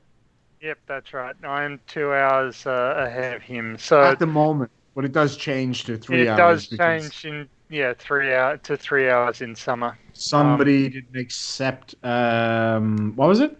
How did that work again? Who was that? Was that us or you lot? No, it's you lot. And it makes sense for you lot because you extend a lot further north than we do. So and we also stupid globe Earth. We are pretty backwards. We're pretty backwards in Western Australia. They say that Adelaide is an hour behind Sydney, and Perth is 24 years behind a lot of them. Which is fucking true. It is so pretty. Backwards. Yeah. All right. So as it is this? If you're, I didn't even want to try and do the conversion. So we're gonna, one of the four of us are gonna create an Excel spreadsheet or some shit that we all can kind of keep an eye on. And we'll have all the time zones with all the individual times and where everybody's going to fit in their slot. But I got it set for us and Irish's time. Yes. So if they are going, we're literally a day back and an hour off is the easiest way to look at it. So you guys are 13 hours in the future. PhD Tony, you're 15 hours in the future. Yep. So you fucking time travelers. So that's actually in the messages. So if we just went by, figure that out. If we went by Irish's time and our time, CST, and AWST, then it's like it puts us basically throughout Sunday afternoon is when we can do it, and then there's a matter of factoring Tony's time into that. Right. Yeah. So that's the reason why I wanted. We've gotten into a little bit of confusion with like the shills and Dick Dawson talking about how he wants to come in and help out. Everybody wanted, the people who want to come in and help out everybody's on a completely different time zone. So maybe not. So I'm perfectly happy to sort of help sort that out. I think if we create a schedule that up at the top has all the different time zones. And then we put everybody in. I think that would be the easiest way. That'd be awesome. You just find your time zone, and then find your name. Boom, boom. There you are. So we have got one slot, an awesome slot filled. Now, if somebody can work it out, what time it is? I think it's 4 a.m. Western Australian time. We're going to have Conspiracy Cats on the stream. So he's going to be with us for 2 hours. So he's essentially going to be co-hosting with us or something like that. I'm just we're emailing each other at the moment, but we'll get that sorted out.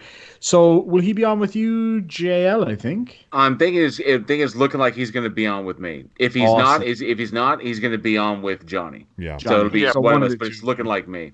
But some of us will probably jump in. I'll try to get up early and jump in for that. That'd be well worth it. And then we've got the shills that are trying to figure out their spots. So that'd be awesome. We'll figure it out. And then we got Crafty. Probably get you in Glass Monster. And of course, Craig, and of course, fight and team, and they're too big for us now. So. Oh yeah, we're just small fry. No, we'll try. I'm sure those guys will come over and check it out at some stage. I think Team said he would come over and have a look, and yeah, I mean if they can come on, awesome. If not, no panic. But yeah, we got some really cool people coming in to help out. I think we're gonna have Huge Arse in there, maybe Prime Red. Oh, Prime Red's definitely gonna show up. That'll be awesome. There's this guy now. He's a little known. Like, I think he's got like one video. His name is Johnny O. Oh wait, actually, that's yeah. I've only got one video now that everybody's just talking about. Yeah. Let's not though. But yeah, I can understand why you wouldn't want to. Yeah, I know, right?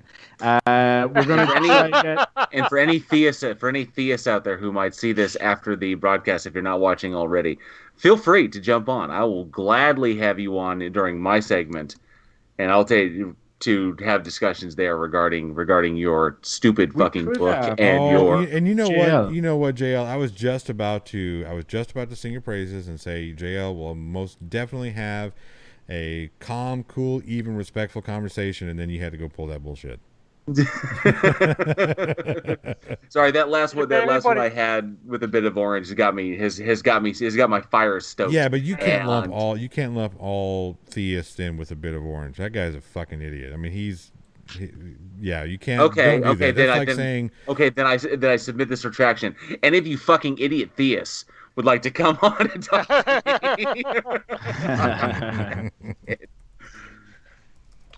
So just one quick thing from the comments. Clive makes a really good point. He said, I hope the timetable of guests will be made public in advance. I doubt anyone will be able to watch the entire stream. Yes, we'll do our very best. We will probably have a lot of impromptu guests jumping in from time to time. But certainly Conspiracy Cat's time is pretty much locked in, but I will definitely confirm. He's going to be awesome to have on. It's real privilege.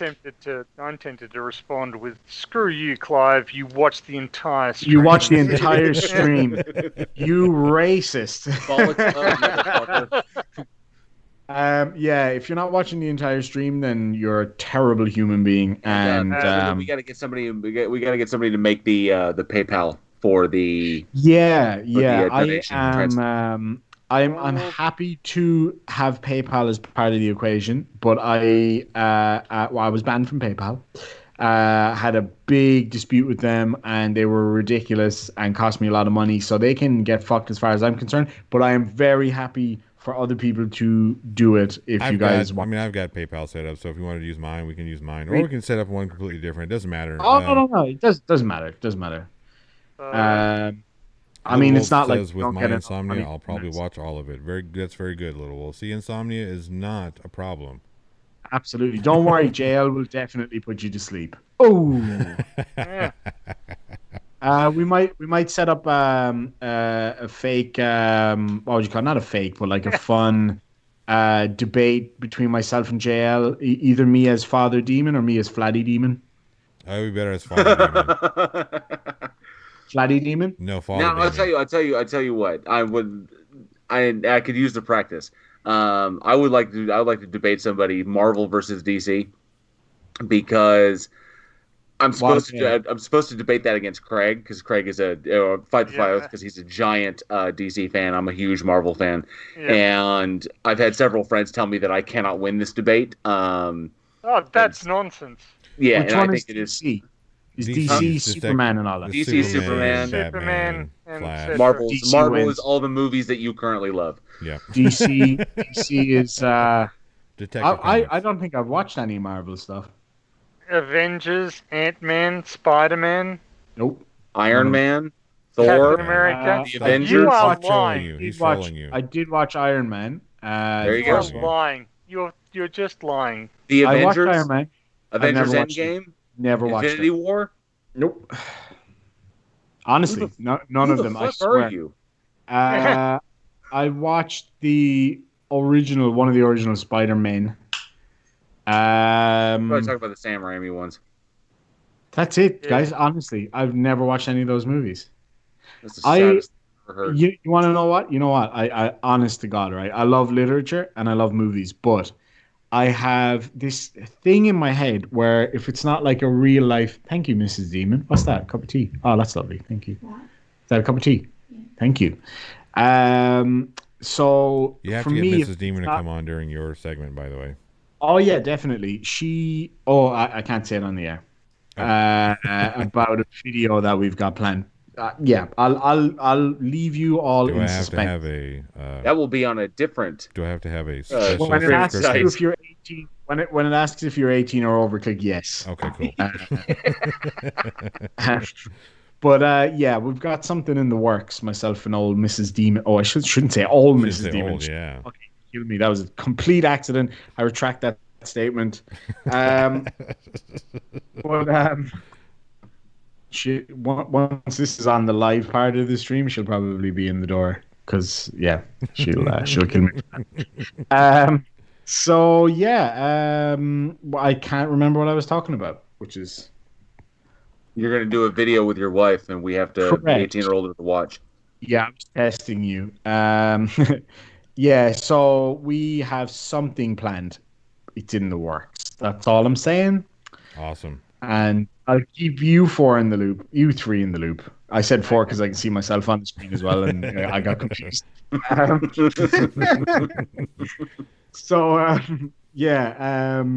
I'll keep you in the loop. That's all I'll say. So, Globomum has mentioned it, but I shall mention it more explicitly. I have the enormous privilege of being a guest on the Uncalled Foursome. Oh, yes. At 7:30 p.m. this evening, American Eastern Standard Time. So, if you are a fan of the EIE network, you should definitely tune in, and I will spoil it like I did the Shield. All right, so we'll probably post up a timetable, and if there's anybody, what we'll do, can we set up a separate Discord completely, or will I just set one up, or what? It doesn't matter either way. I have the 24-hour live stream chat on my Discord. That's right. Yep. I can't get into my Discord right now. If somebody can post a link, I'd appreciate it. But I think most people are on there now. If any of you want to come on and have a chat. What was the name of the charity again? Sorry, my brain is. The Trevor Project. Oh yeah, that's right. So if any of you guys have any experience with that, or want to talk about any of the kind of subjects involved, by all means, come on, because we'd love to hear your stories. We'd love to hear your experience and any ideas, I guess, that you guys have about the future and what can be done and what needs to be done when it comes to mental health and all that kind of stuff. Yeah, it's going to be a great stream, guys. I'm really looking forward to it. It's going to be exhausting, but well worth it, I think. And we'll try to get a good few people on. Yeah, that'll be fun. I want to know about that ATST up there on Tony's shelf. What? Tony, you have an ATST? You have an Imperial Yes, Walker I on do. your shelf? Look I at do. you. I do. Where is that, please?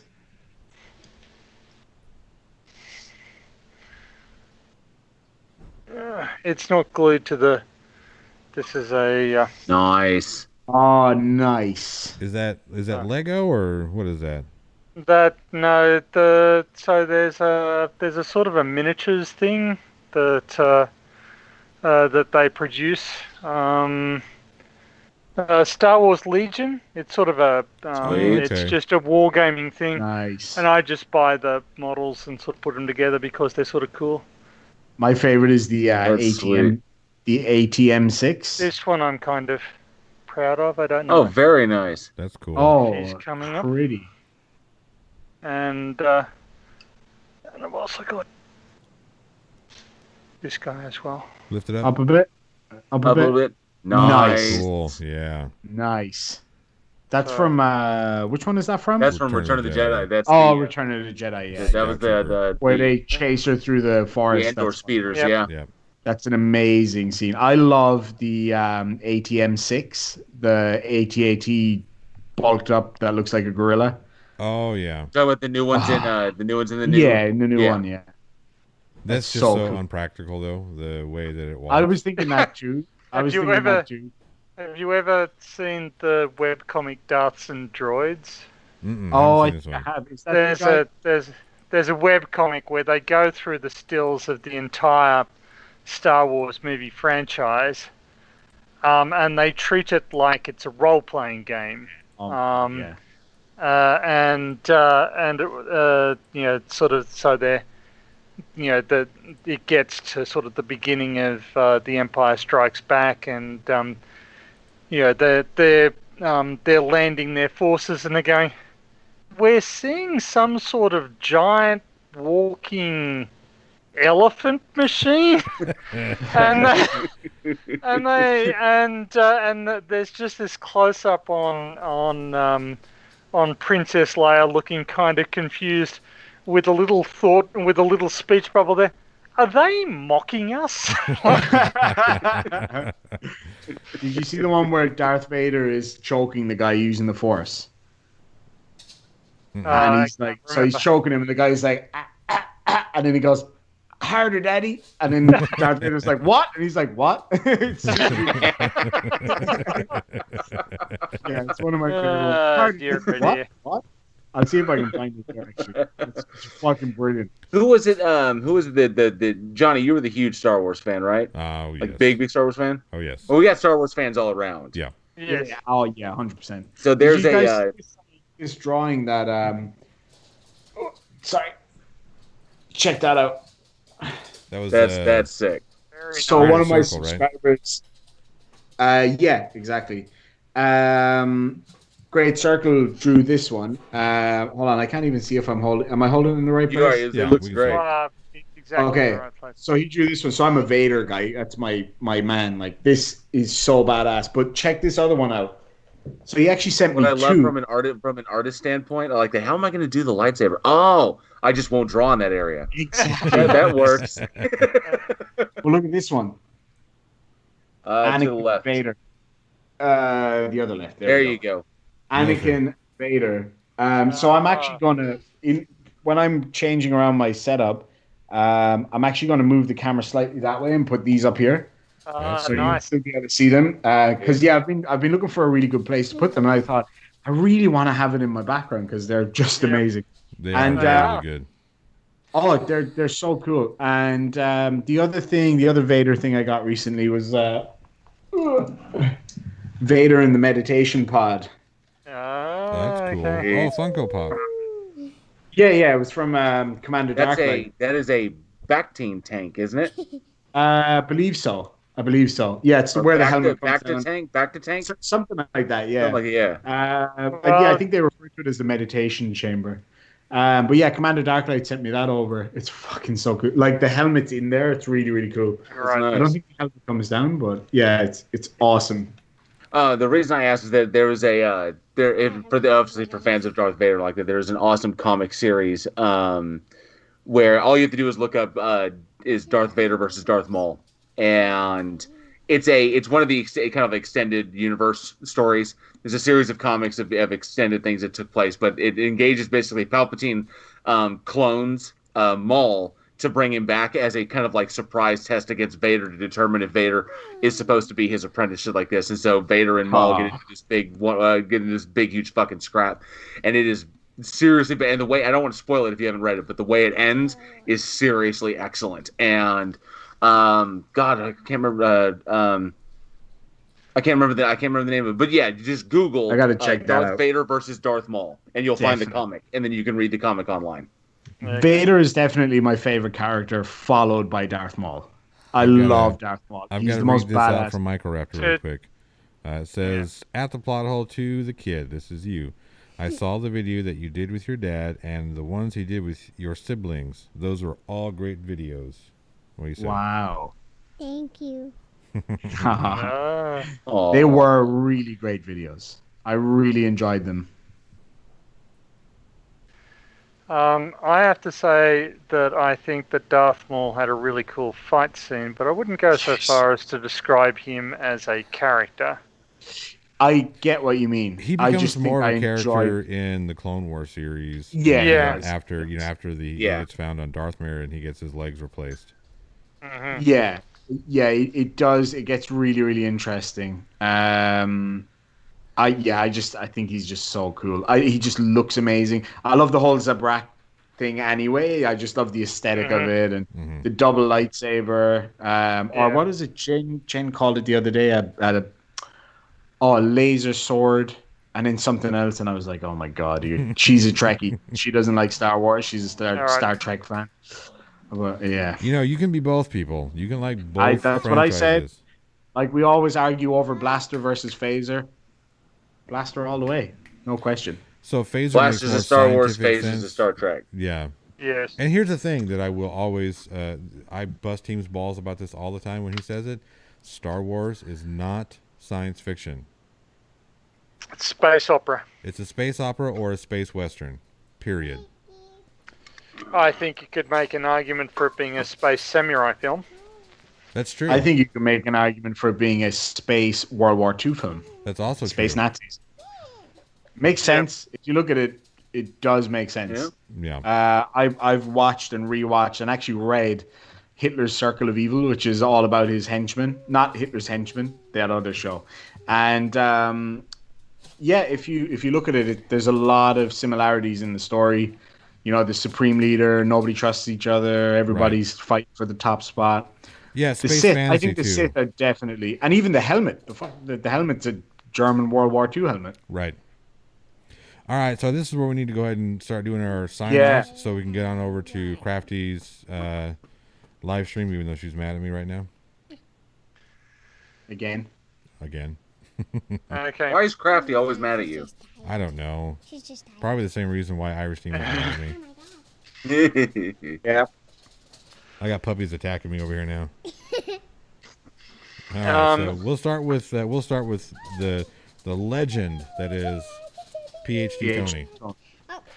Well, thank you, gentlemen, for an absolutely fascinating discussion. Though you're up against stiff composition with little lady.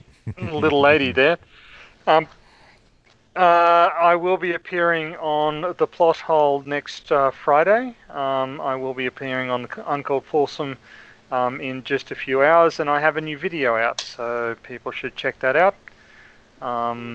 Yeah. Thank you again. Awesome. It's always good to have the level-headed PhD Tony here. Absolutely. Uh, I will just say to Daniel Pratt's water heater, yes, of course I've seen Overlord. How dare you suggest otherwise? Awesome fucking movie. All right, and then let's go to Mr. JL Horror Truth. J.L. Warren. Oh, thank you, sweetheart. Thank you. I appreciate that. I want to thank everybody for coming out. Thank you so much, PhD Tony, Irish Demon, Johnny O, for putting this together. This is awesome. I love being a part of this. To anybody out there listening, I'm JL, and I also do the Week in Horror podcast. You can find us on YouTube. Just search Week in Horror. You can also check me out. Check out our stuff at weekinhorror.net. Give us any feedback, comments, questions, anything you have for me at weekinhorror@gmail.com. Be sure to check out our Facebook and Twitter feeds at Week in Horror or facebook.com/weekinhorror to get a hold of our daily splatter.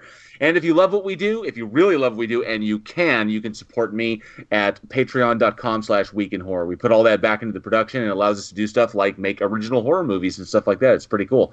And of course, I now have merch. Week in Horror has merch. You can check us out at teespring.com/weekinhorror. I think that's kind of what it is. But check us out there. You can check out my storefront. And other than that, it's been awesome being a part of this. I cannot wait for next week and our 24-hour live stream. It's going to be sweet. All proceeds of that are going to go to the Trevor Project. So be sure to check us out. We're going to have lots of cool special guests. It's going to be a lot of fun. And guys, thank you so much. It's been an amazing Sunday. Rockin'. The Irish Demon. All right. Well, guys, I'm Irish Demon. I haven't been putting out a ton of stuff over the last couple of weeks because I've been pretty sick, but I'm doing good now and I'm going to be back at it. Really pumped for the 24-hour live stream. It's going to be great to have all of you come on, anybody who wants to, and have a bit of banter and have some cool guests on. I have also got a Patreon if you want to check it out, patreon.com/Irish Demon. And also I now have the option to have members on my my channel. I think I'm at about 11 now. Once I get to, I think 25. Once I get to 25, I'm going to do like a giveaway, you know, some merch. I've got merch on Teespring. Pretty cool logo done by a mutual friend now of myself and Johnny O, the same person that did Johnny O's artwork. So super pumped about that. Looking forward to next week, guys. Can't wait to see you all there. And thank you so much for joining us over here. Make sure to like, comment, and subscribe if you haven't done so already. And with that, I'm Johnny O from the Plot Hole. It's always fun. All of my stuff has already been announced by these 3 other awesome gentlemen. So do make sure, if you haven't subscribed to their channels, go to their channels now, subscribe, so you don't miss an episode of the 4 Beardsmen, because we do want to make this a rotating schedule. We're going to kick it back to Irish Demon next week for the 24-hour live stream, and then after that we're going to go back to PhD Tony and then JL Warren. I think we're going to do it on the Weekend Horror site, not JL Warren. So either way, subscribe to all those channels. Lots of fun. You're not going to miss anything. Everybody on this panel puts out awesome material, except me. I just put out. Oh, that movie, I have to say, that's intriguing. I'm looking forward to seeing the rest of that. Oh, it's a horror movie. I learned stuff about Irish Demon that I didn't know before. Well, there you go. You live and learn. I promise you guys, all right, we'll have a bet someday, and I will watch all those movies in a row for charity. All Give right, me a list of 10 movies, and I'll sit there and watch them in a row for charity. Oh, you don't want me making that list. Oh, I would probably. Yeah, he does. He wants both. I got some shit. I got some shit that will churn your stomach. All right. You pay for the carpet cleaner. That's all I'm saying. You gonna say goodbye? Say goodbye. Daddy. I love you too, sweet. Gonna say bye bye. Bye-bye. Oh, that's the What do you wanna cutest tell thing. Bye-bye. See ya. Bye. You tell them to like and subscribe. Like and subscribe. All right. With that, If that doesn't make you smash that button, nothing on this earth will. Nothing That's will. right. You have a heart of frozen steel. That's right. Brings out the big guns. Holy Absolutely. That's Fuck, it. I'm going to subscribe again. Oh, shit. No. And with that, we'll catch you guys over at Crafty's. Catch PhD Tony on. Oh, geez, I forgot it. I lost him. Young